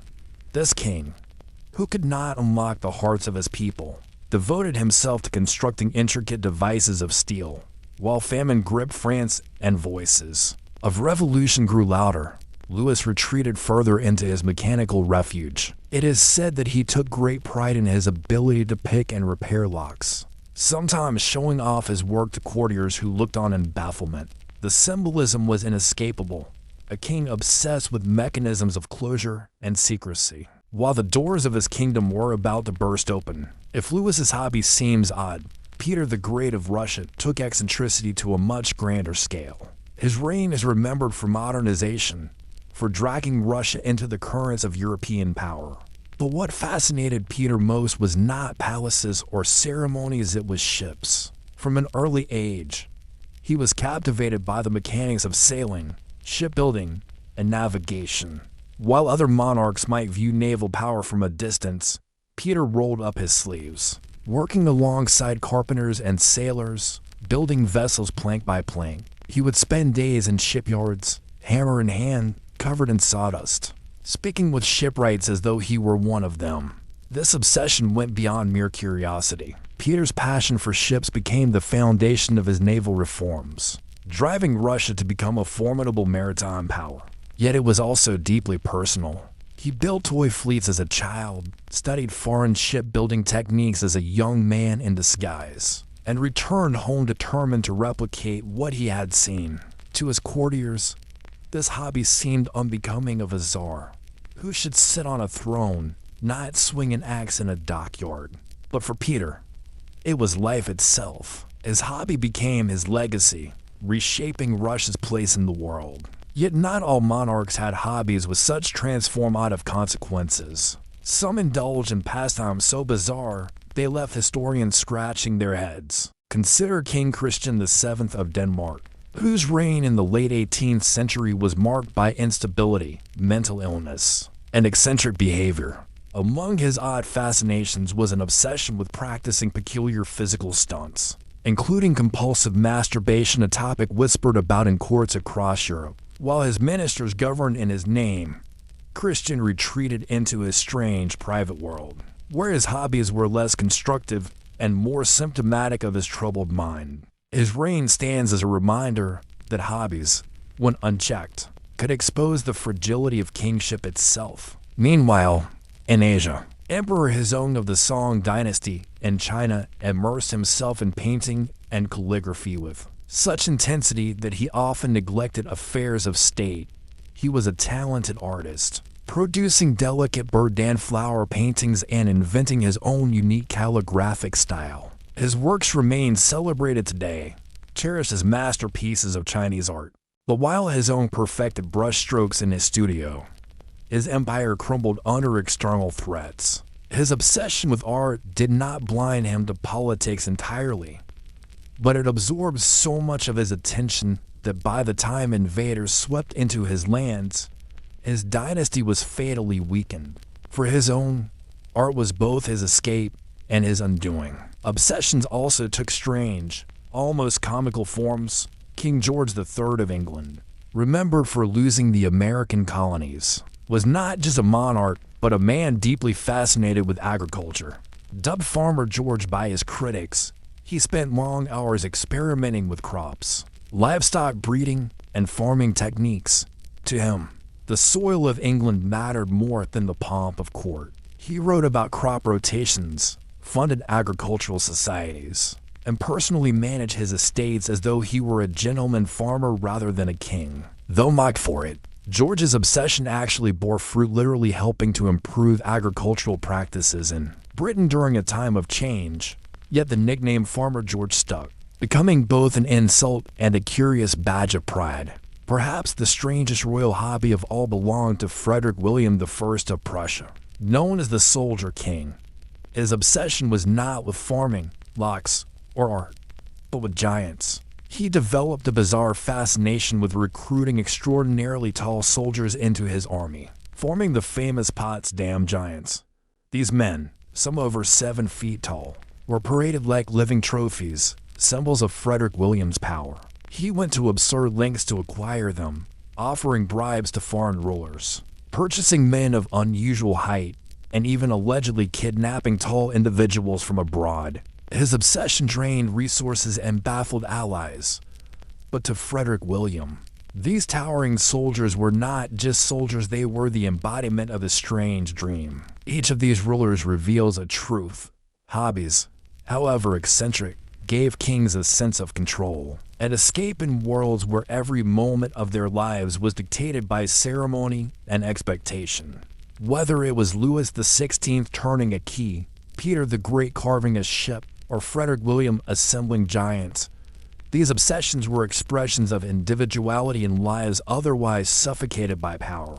But they also carried risks. Sometimes, a hobby offered vision, transforming kingdoms. Other times, it became a distraction, leaving empires vulnerable. And always, they revealed that even the mightiest rulers were, at heart, human beings chasing curiosities that seemed small compared to their crowns. The longer you look into history, the more it becomes clear that kings and emperors often carried strange obsessions that seemed wildly out of step with their responsibilities. These hobbies, sometimes harmless and sometimes ruinous, revealed not only the character of the men who ruled, but also the fragility of their empires for even the most powerful thrones could be unsettled by the peculiar fascinations of those who sat upon them. If Section 1 introduced us to monarchs with curiosities that bordered on eccentricity, Section 2 dives deeper into the consequences where hobbies shaped destinies, where personal passions revealed hidden insecurities, and where the lines between leisure and politics blurred dangerously. Consider Charles VI of France, a king remembered as Charles the Mad. His reign was plagued with mental illness, paranoia, and instability. But one of his strangest fixations was with disguises and costumes. He enjoyed elaborate masks, where nobles dressed in wild outfits for entertainment. One such event in 1393, known as the Bal d'Ardence or Ball of the Burning Men, became infamous. Charles and 5 courtiers dressed in costumes made of resin and flax to resemble wild men of the forest. The costumes were highly flammable, and when a torch was brought close, 4 of the men burned alive before the horrified eyes of the court. Charles narrowly escaped death himself. This bizarre indulgence in theatrical hobby nearly ended the monarchy in a single night and symbolized how easily his diversions could turn into disaster. His obsession with masquerades and fantasy mirrored his troubled mind, where the boundaries between reality and performance were always fragile.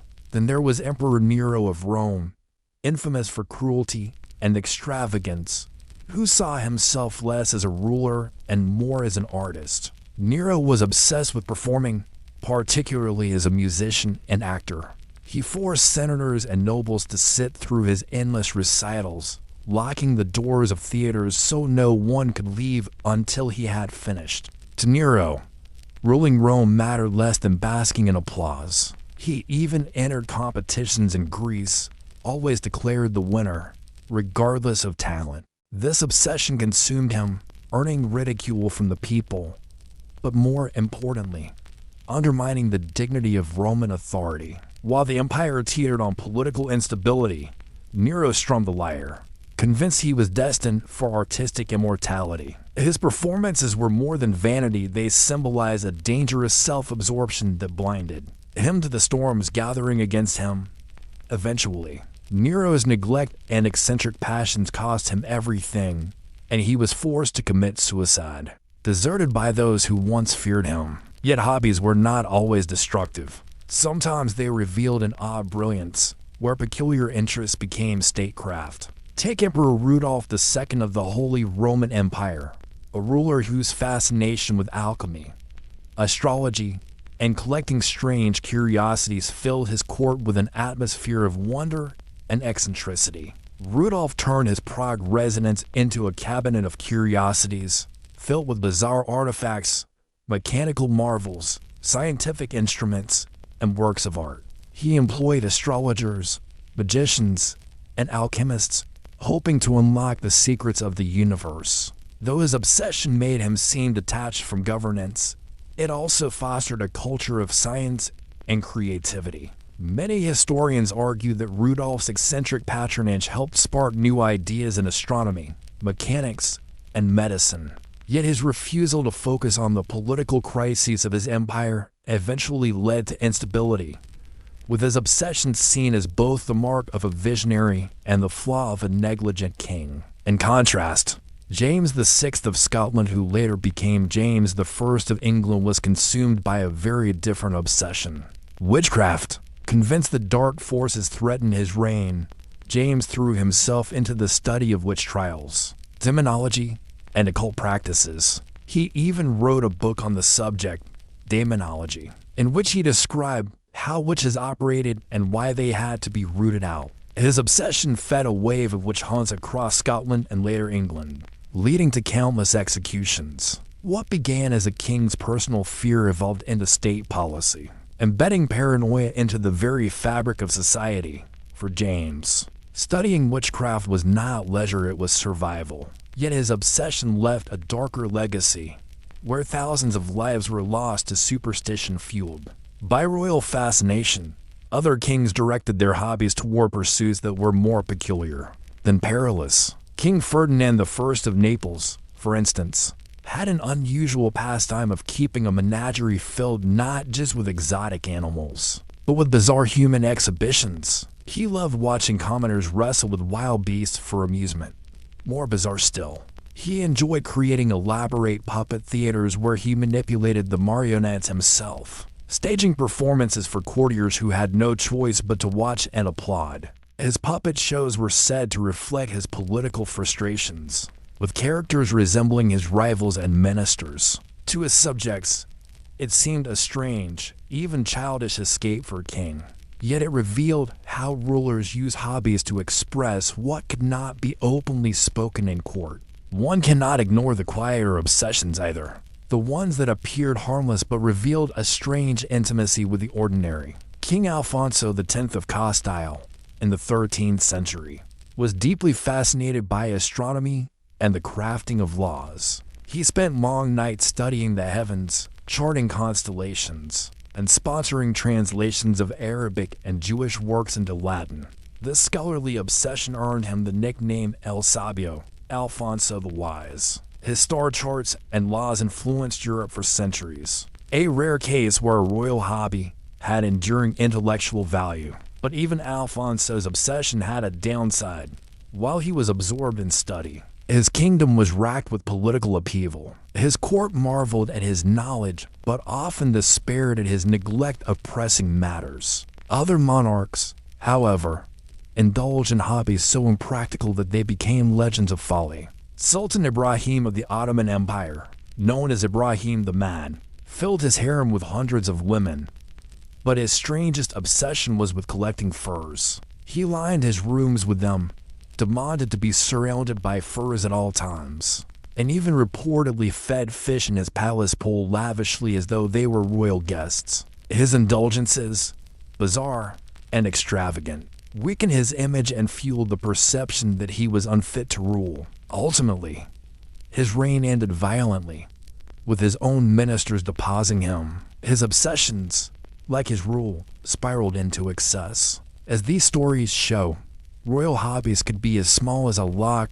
or as vast as the cosmos, as noble as agriculture or as grotesque as human puppetry. Each reflected the inner world of rulers who otherwise lived in gilded cages of protocol and power.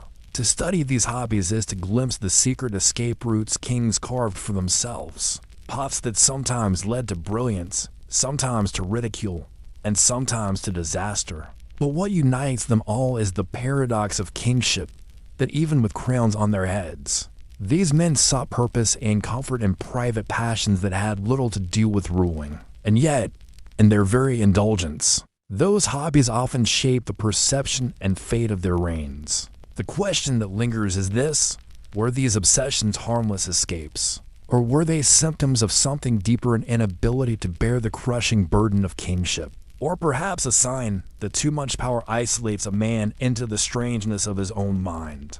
If one lesson emerges from the odd hobbies of monarchs, it is that leisure was never truly leisure when worn beneath a crown. The strange fixations of kings often rippled far beyond their private chambers, sometimes shaping the very course of kingdoms, sometimes undermining their dignity in ways they could never have imagined.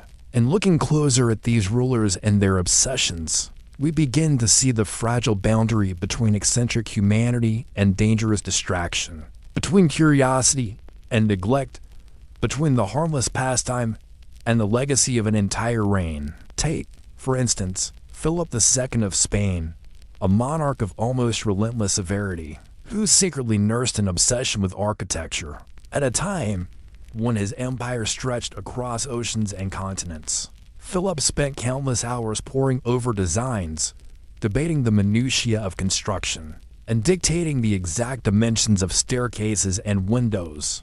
His greatest project was El Escorial, the grand monastery palace complex outside Madrid. While courtiers and generals clamored for his attention, Philip remained fixated on the progress of masonry and the alignment of corridors. He micromanaged architects, approved or rejected stonework, and hovered over blueprints as though they were battle plans. For him, building was not only a pastime, but a projection of order onto a chaotic world. Yet critics whispered that Spain's empire was neglected while its king fussed over walls and ceilings. Still, El Escorial remains today, a massive granite symbol of power, and faith. A lasting reminder of how a royal obsession could leave behind monuments as permanent as stone. A different kind of obsession marked the reign of Charles II of Spain, the tragic last Habsburg of his line. Known for his poor health and frailty, Charles filled his time with an insatiable fascination for relics, exorcisms, and magical cures. His hobby, if it can be called that, was the desperate pursuit of supernatural remedies for his own decline. He collected bones of saints, demanded endless rituals, and placed his faith in charms and holy objects. Obsessed with the idea that hidden curses haunted him, Charles's reign became paralyzed by superstition.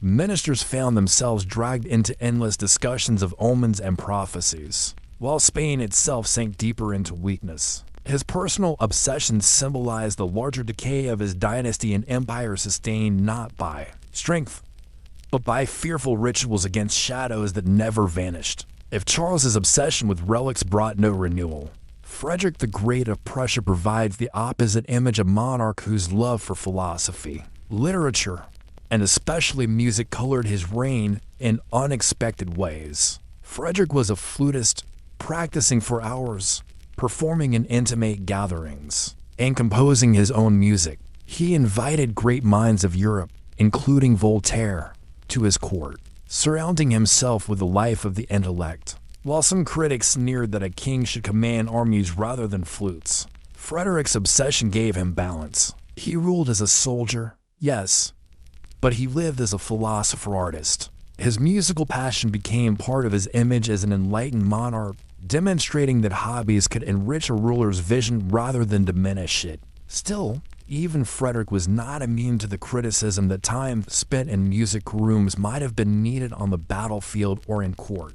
The paradox remains: when kings pursued hobbies, no matter how noble, it was always judged against the weight of their crowns. Beyond Europe, eccentric hobbies were no less striking. The Mule Emperor Jahangir, who ruled India in the early 17th century, was consumed with the natural world. He kept meticulous notes on animals, birds, and plants, commissioning detailed illustrations of them and exquisite manuscripts. He collected rare species, experimented with breeding, and even maintained a personal menagerie that astonished visitors. To Jahangir, observing the natural order was both delight and science. His obsession left behind not only beautiful works of art, but also valuable natural records of his time. Yet some complained that his indulgence in studying flora and fauna distracted him from political troubles and court intrigue. What he saw as curiosity, others saw as detachment from duty. And so, even the most harmless-seeming royal passion carried the weight of political consequence. Another mule ruler, Shah Jahan, better remembered for commissioning the Taj Mahal, was deeply absorbed in another unusual pursuit: jewels. He collected gems with a passion bordering on obsession, cataloging them, inspecting them, and wearing them in elaborate displays. His court became a glittering showcase of rubies, diamonds, and emeralds, as though each gem represented not only wealth but a piece of his identity. While jewels dazzled his court, the empire's resources strained under the cost. In Shah Jahan's case, his obsession left behind beauty, but also symbolized the excess that his successors would struggle to maintain. Elsewhere, Emperor Akihito of Japan, in modern times, though not as absolute a monarch as the others, spent his reign with a quiet obsession for marine biology, particularly the study of goby fish. Long before he abdicated, he published scientific papers under his name, devoting serious study to the subject. His fascination was no mere hobby. It became a scholarly contribution respected by scientists worldwide. Unlike the destructive obsessions of emperors past, Akihito's passion showed how even within monarchy, hobbies could become bridges between ruler and ordinary citizen, reminding the world that curiosity, no matter how narrow, is a deeply human trait. Still, not all rulers' obsessions ended with beauty, science, or music. Some were simply bizarre, bordering on the absurd. King Henry VIII of England, though remembered for his 6 wives and ruthless politics, was consumed by jousting and hunting to the point of obsession. Even as his body grew too heavy to mount a horse easily, he threw himself into tournaments, risking injury and ignoring warnings. It was during one such joust in 1536 that Henry suffered a catastrophic fall, leaving him with a severe leg injury that never healed. His obsession with sport had consequences, for the wound poisoned his later years with pain, temper, and decline in health. The ripple effects were enormous, fueling paranoia and cruelty in his final decade. Decisions that would scar England's politics for generations. A king's hobby, it seemed, could alter the course of a nation simply by shaping his moods and mind. When you gather all these stories together, the lock-making king, the shipbuilding czar, the mad emperor with his flammable costumes, the farmer king, the musician warrior, the art-obsessed sovereigns, you begin to see that royal hobbies were never trivial distractions. They were mirrors, reflecting both the humanity and fragility of rulers who lived in gilded cages. In their hobbies, we glimpse escape, but we also glimpse obsession's power to rule the ruler. Sometimes it gave vision, as in Peter the Great's ships or George's natural history. Sometimes it gave folly, as in Frederick William's giants or Charles VI's masquerades. And sometimes it gave tragedy, as in Louis XVI's locks or Henry VIII's jousts. The question that remains is unsettling. Did these hobbies merely reveal the hidden personality of monarchs, or did they actively shape history itself? If Louis XVI had not hidden in his locks,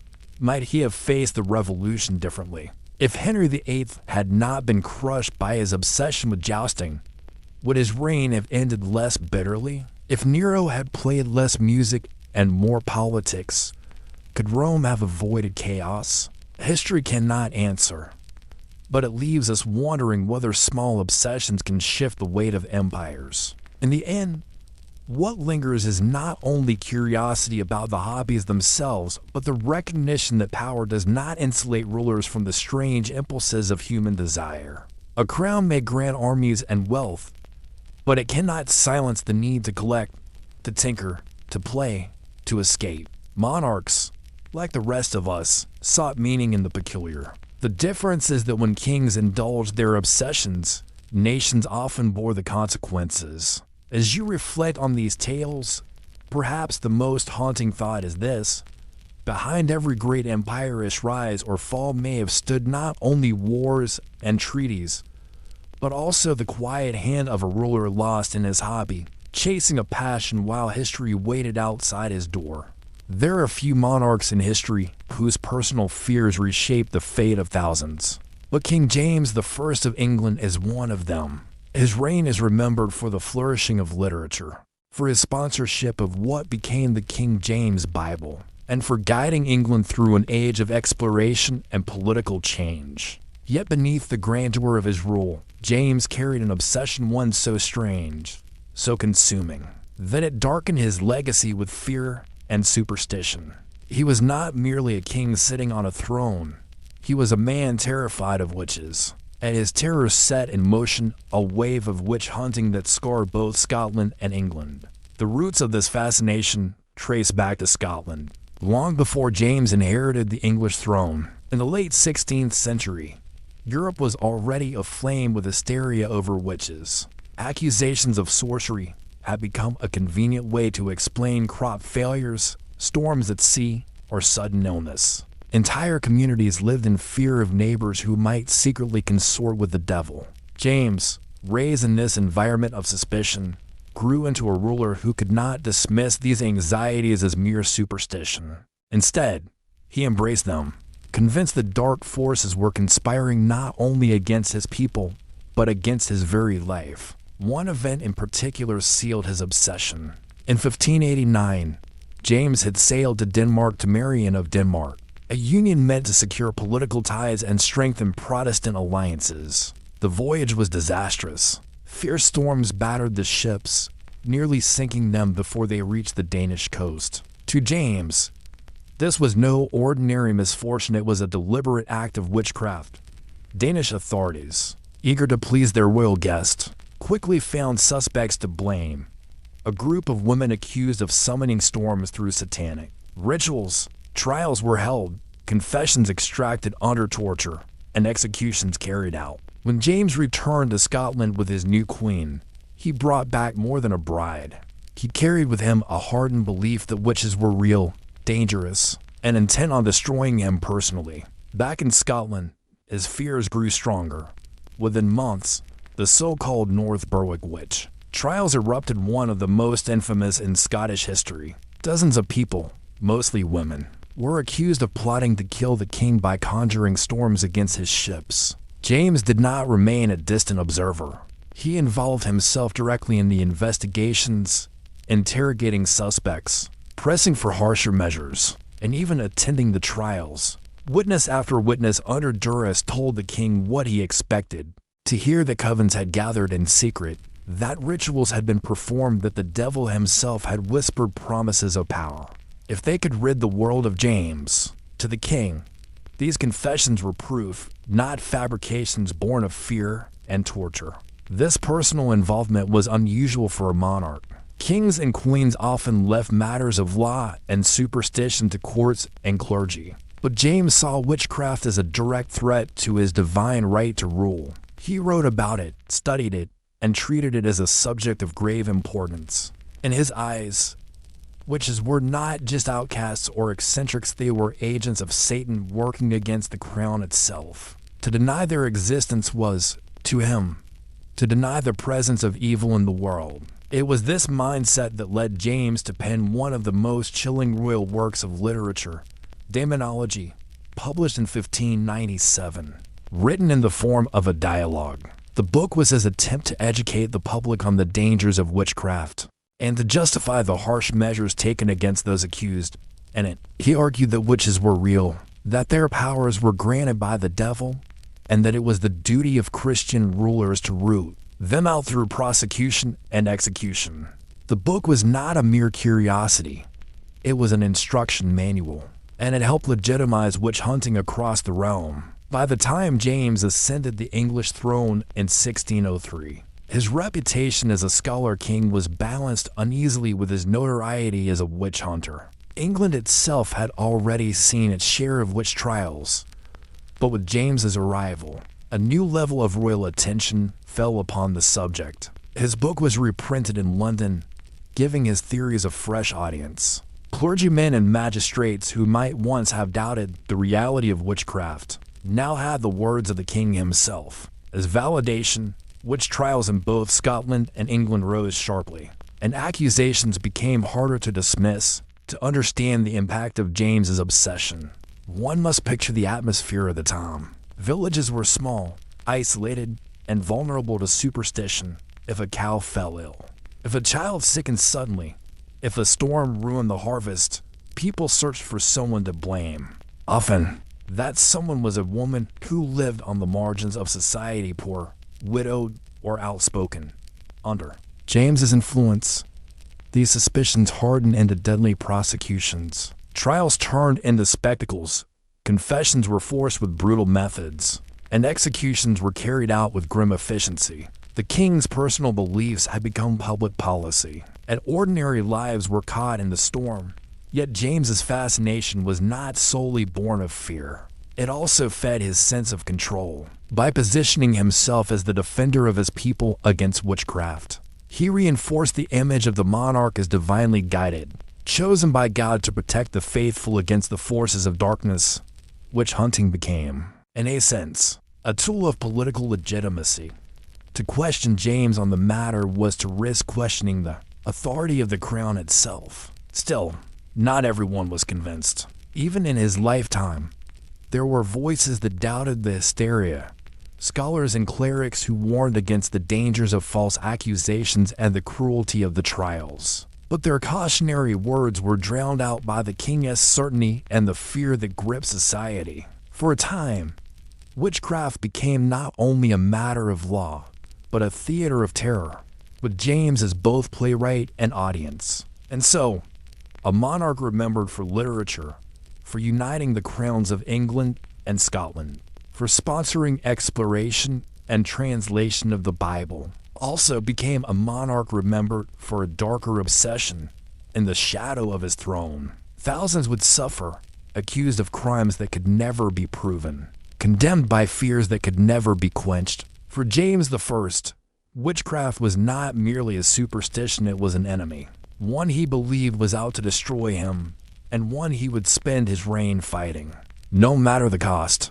The obsession of King James I with witchcraft did not fade after the storms of his marriage voyage, or the trials of North Berwick. Instead, it became woven into the very fabric of his kingship. He believed that to understand the threat of witches was to understand the devil himself, and that only by studying and rooting out this evil could he secure not only his reign, but the salvation of his people.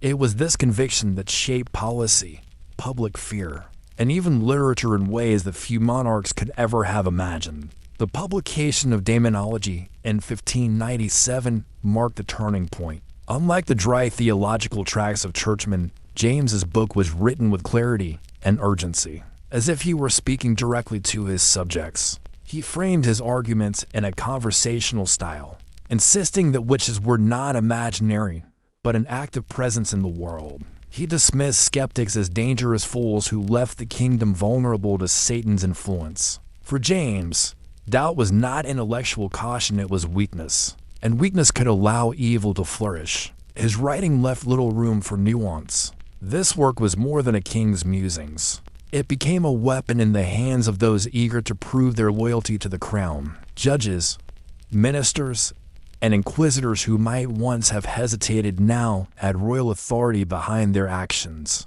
The words of the king carried more weight than any preacher or scholar. In towns and villages, whispers of witchcraft became louder, accusations swifter, and punishments harsher. The fear was not only of witches themselves, but of failing to act against them, for inaction could appear as defiance of the monarch's will. When James ascended the throne of England in 1603, his reputation preceded him. The English, already familiar with trials of witchcraft, now had a king who had written an entire treatise on the subject. His coronation was celebrated as the uniting of Scotland and England under one crown.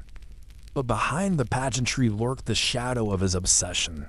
The English Parliament soon passed the Witchcraft Act of 1604, which broadened the definition of witchcraft and increased penalties, including the death sentence for anyone found guilty of invoking evil spirits. Though Parliament drafted the law, its inspiration clearly echoed James's convictions. It was no coincidence that this act arrived within a year of his rule. Under this legal framework, trials multiplied. Court records from the early 17th century reveal the growing number of accusations, many of them trivial by modern standards. A neighbor's butter would not churn. A calf would be born dead. A child would cry endlessly through the night. Each of these could be taken as evidence of witchcraft. Women who were elderly, poor, or socially isolated became especially vulnerable. It was not unusual for entire communities to turn against one individual, driven less by proof and more by the reassurance that rooting out a witch would restore order. One of the most infamous episodes during James's reign was the case of the so-called Lancashire witches in 1612. In a region already steeped in superstition and poverty, a group of families became embroiled in accusations that spiraled into one of the largest witch trials in English history. 12 were brought before the courts, accused of plotting to murder people through sorcery, of cursing livestock, and of consorting with familiar spirits. 10 were convicted and executed, their names etched into history not as individuals but as symbols of the hysteria that swept the countryside. Though James did not personally oversee this trial as he had in Scotland, the spirit of his writings and policies hung heavily over the proceedings. Judges cited his authority, and the very climate of fear that allowed the trial to unfold was nurtured by the king's obsession. At the same time, James's intellectual curiosity made him a contradictory figure. He considered himself a scholar of demonology, reading widely, corresponding with theologians, and debating the subject with advisors. Unlike rulers who were content to let their ministers handle such matters, James immersed himself in the theories and arguments. He wanted to know how witches cast their spells, how Satan tempted them, and how they might be identified. This thirst for knowledge gave his writings a veneer of authority, as though they were based on evidence and logic. But in truth, much of what he accepted was rumor, fear, or forced confession. His scholarship lent legitimacy to superstition, dressing up fear in the language of reason. Yet not all in his kingdom shared his views. Even among the clergy and judiciary, there were skeptics. Some pointed to the dangers of false confessions extracted under torture, while others argued that scripture did not support the lurid tales of witches flying or summoning storms. A few brave voices, like Reginald Scott, author of The Discovery of Witchcraft, attempted to counter the hysteria by exposing the tricks and illusions behind supposed witchcraft. But when James came to power, Scott's work was condemned, and copies were ordered burned. Skepticism became a dangerous position, one that could be seen as undermining the king himself. The irony was that James, for all his obsession, was not entirely immune to doubt. In certain cases, he displayed a surprising caution, particularly when he suspected that accusations were driven by malice rather than truth. In one instance, he personally intervened to release an accused woman when he became convinced her trial was based on false testimony. These flashes of reason, however, were rare. More often, his paranoia and convictions carried the day, leading to suffering for those who found themselves in the wrong place at the wrong time. It is worth noting that James's fear of witches was not merely personal but political. His reign was fraught with challenges, religious divisions between Catholics and Protestants, tensions with Parliament, and threats of rebellion. By emphasizing the presence of witches and the need to combat them, James could direct public anxieties away from political discontent and toward an external, supernatural enemy. In this sense, witchcraft served as a convenient tool of governance, a way to unify people under the banner of divine struggle, with the king as their protector. The persecution of witches became, at least in part, a mechanism of control. The cultural impact of James's obsession was immense. His endorsement of witch hunting left its imprint on literature and popular imagination. Shakespeare, writing under James's patronage, included witches prominently in Macbeth, a play first performed for the king in the early years of his reign. The Weird Sisters, with their cryptic prophecies and sinister rituals, reflected the fears that James himself had fueled. Audiences who watched the play would have recognized not only the drama, but the echo of their monarch's own beliefs. In this way, James's fascination seeped into art, shaping how generations would envision witches long after his death. But the cost was borne most heavily by the accused. Behind the records of trials and executions lay countless lives disrupted or destroyed. Families were torn apart, communities divided, and innocents condemned. The ordinary people who stood accused rarely had the means to defend themselves. Once suspicion took hold, it was nearly impossible to escape. A word from a neighbor, a strange coincidence, or the misfortune of poverty could be enough to bring the weight of the law crashing down. In these stories, the power of the crown was not distant but terrifyingly near, for it was the king's own beliefs that fueled the machinery of persecution. And yet, as James grew older, something curious began to happen. The hysteria did not entirely fade, but the intensity of witch trials gradually lessened. Perhaps it was the sheer weariness of a society exhausted by endless accusations, or perhaps the king himself began to temper his convictions. By the later years of his reign, he appeared less eager to pursue the subject, turning more toward the political and religious conflicts that consumed his rule. The fire of his obsession dimmed, though its embers continued to smolder across the kingdom. Even in this apparent decline, the damage had already been done. The fear of witches, legitimized by a monarch's authority, lingered for generations. Communities remembered the trials, the executions, the way suspicion had poisoned daily life. What began as the private terror of one man had spread across nations, reshaping laws, culture, and the fates of countless individuals. The story of James I and his witch hunting raises a question that echoes beyond his era. How much power should a ruler's personal fears hold over the lives of ordinary people? When superstition is enshrined as law, when a monarch's anxieties become the anxieties of a nation, where does justice end and tyranny begin? By the time King James I had grown older and settled into the later years of his reign, his fascination with witches no longer burned with the same urgency that had once consumed him. Yet the shadows of that obsession still lingered across his kingdom, etched into laws, sermons, and the fearful whispers of common people. Witchcraft had become a permanent feature of England and Scotland's cultural memory, a symbol of both the vulnerability of human belief and the immense power of a monarch's imagination when imposed upon society. What had begun as a young king's personal terror after a stormy voyage had reshaped the very landscape of justice and fear. It is easy now to dismiss James's obsession as the eccentricity of a nervous man, but in his time, it was something far more consequential. When he wrote Daemonology, he had no way of knowing that his words would echo across decades. Cited in courtrooms and pulpits alike, the book was republished in England after his ascension, giving English witch hunters a royal endorsement that invigorated their cause. Every passage seemed to confirm what ordinary villagers already feared, that witches were real, that they lived among them, and that to ignore them was to invite destruction. The monarch's belief became a weapon in the hands of those who thrived on suspicion, envy, or malice. But James was not only a promoter of witch hunting, he also occasionally acted as a restraining force. His contradictions are striking. In some cases, he intervened to prevent executions when he believed evidence had been manufactured.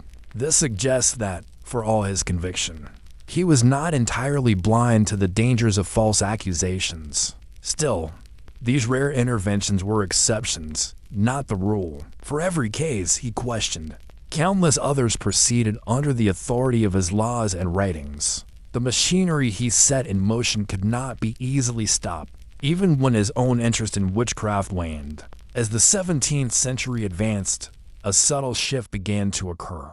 Intellectual currents were changing across Europe. The beginnings of the scientific revolution, the slow rise of rational inquiry, and the skepticism of a few courageous thinkers chipped away at the old certainties. To some, the idea of witches began to look less like truth and more like superstition. This was not an overnight transformation. Witch trials would continue long after James's death, but the seeds of doubt had been planted. Ironically, the same king who believed himself a man of letters and reason had helped entrench ideas that his successors would eventually abandon in favor of rationality. The legacy of James's witch obsession is perhaps most visible in the tension it created between fear and reason. On one hand, his reign is remembered for cultural achievements. The King James Bible still regarded as one of the most influential works of English literature. The flourishing of drama under playwrights like Shakespeare. The exploration and colonization that expanded England's reach across the globe. On the other hand, it is remembered for the paranoia of trials, the screams of the accused, and the cruel weight of superstition turned into law. These two legacies exist side by side, a reminder of how human greatness and human weakness often coexist within the same figure. The tragedies of those accused during his reign are difficult to fully comprehend. The majority were women, often vulnerable, often powerless. Many were poor, widowed, or socially isolated, making them easy targets for suspicion. For them, the king was not a distant figure in London or Edinburgh, but a looming presence whose beliefs determined their fate. When they stood trial, it was not only their neighbors, accusations they faced, but the authority of a monarch who had written passionately about their supposed crimes. To them, James's obsession was not an intellectual curiosity, but a death sentence. And yet, the story of James I is not only about cruelty, but about the fragility of belief. It shows how even a man of intelligence and education, one who sponsored learning, read widely, and prided himself on reason, could fall prey to fear when his own life seemed threatened. It reminds us that knowledge does not always protect against superstition. Sometimes it gives superstition a sharper edge, dressing fear in the language of scholarship. His demonology was not a wild pamphlet scrawled by a fanatic, but a carefully argued work by a king who saw himself as rational. That is perhaps the most chilling lesson. Fear, when cloaked in reason, can be more dangerous than fear alone. The cultural echoes of James's obsession carried on well beyond his reign. In the decades that followed, witch trials erupted across England, Scotland, and even the American colonies. The infamous Salem witch trials of the 1690s, though separated by time and ocean, grew from the same seeds of fear that James had legitimized. The language of demonology, the certainty of Satan's hand in earthly misfortunes, the willingness to execute on suspicion, all these bore the imprint of earlier European hysteria, with James among its most influential champions. His shadow stretched across continents, and yet, history also records his gradual cooling toward the subject. By the later years of his rule, James's attention turned more toward politics, diplomacy, and the religious divides that threatened to destabilize his kingdom. The question of witches became less pressing, less personal. Perhaps age dulled the intensity of his fear, or perhaps he realized that his early passion had unleashed more chaos than order. Whatever the reason, the man who once interrogated suspects with his own hands and wrote fervently about their dangers ended his reign with witchcraft no longer at the forefront of his mind.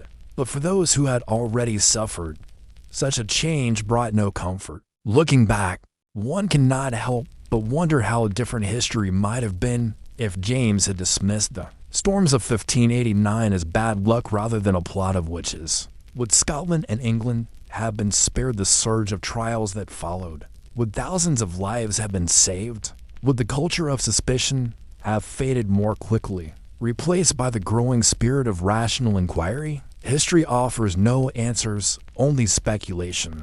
But the question lingers, reminding us of the immense weight that a single individual as fears can carry. When that individual sits upon a throne, the fascination of James I with witch hunting is a story of obsession. But it is also a story of power. It shows how personal belief, when amplified by authority, can shape the lives of countless people. It shows how superstition, when given the backing of law and scholarship, can become nearly unstoppable. And it shows how history is often shaped not only by wars and treaties, but by the private anxieties of those who rule. Today, we remember James as the king of the great English Bible translation, as a patron of culture, and as a monarch who presided over the uniting of crowns. But in the quieter, darker corners of his legacy, we also remember him as the scholar king who feared witches, who wrote passionately against them, and who helped turn superstition into persecution.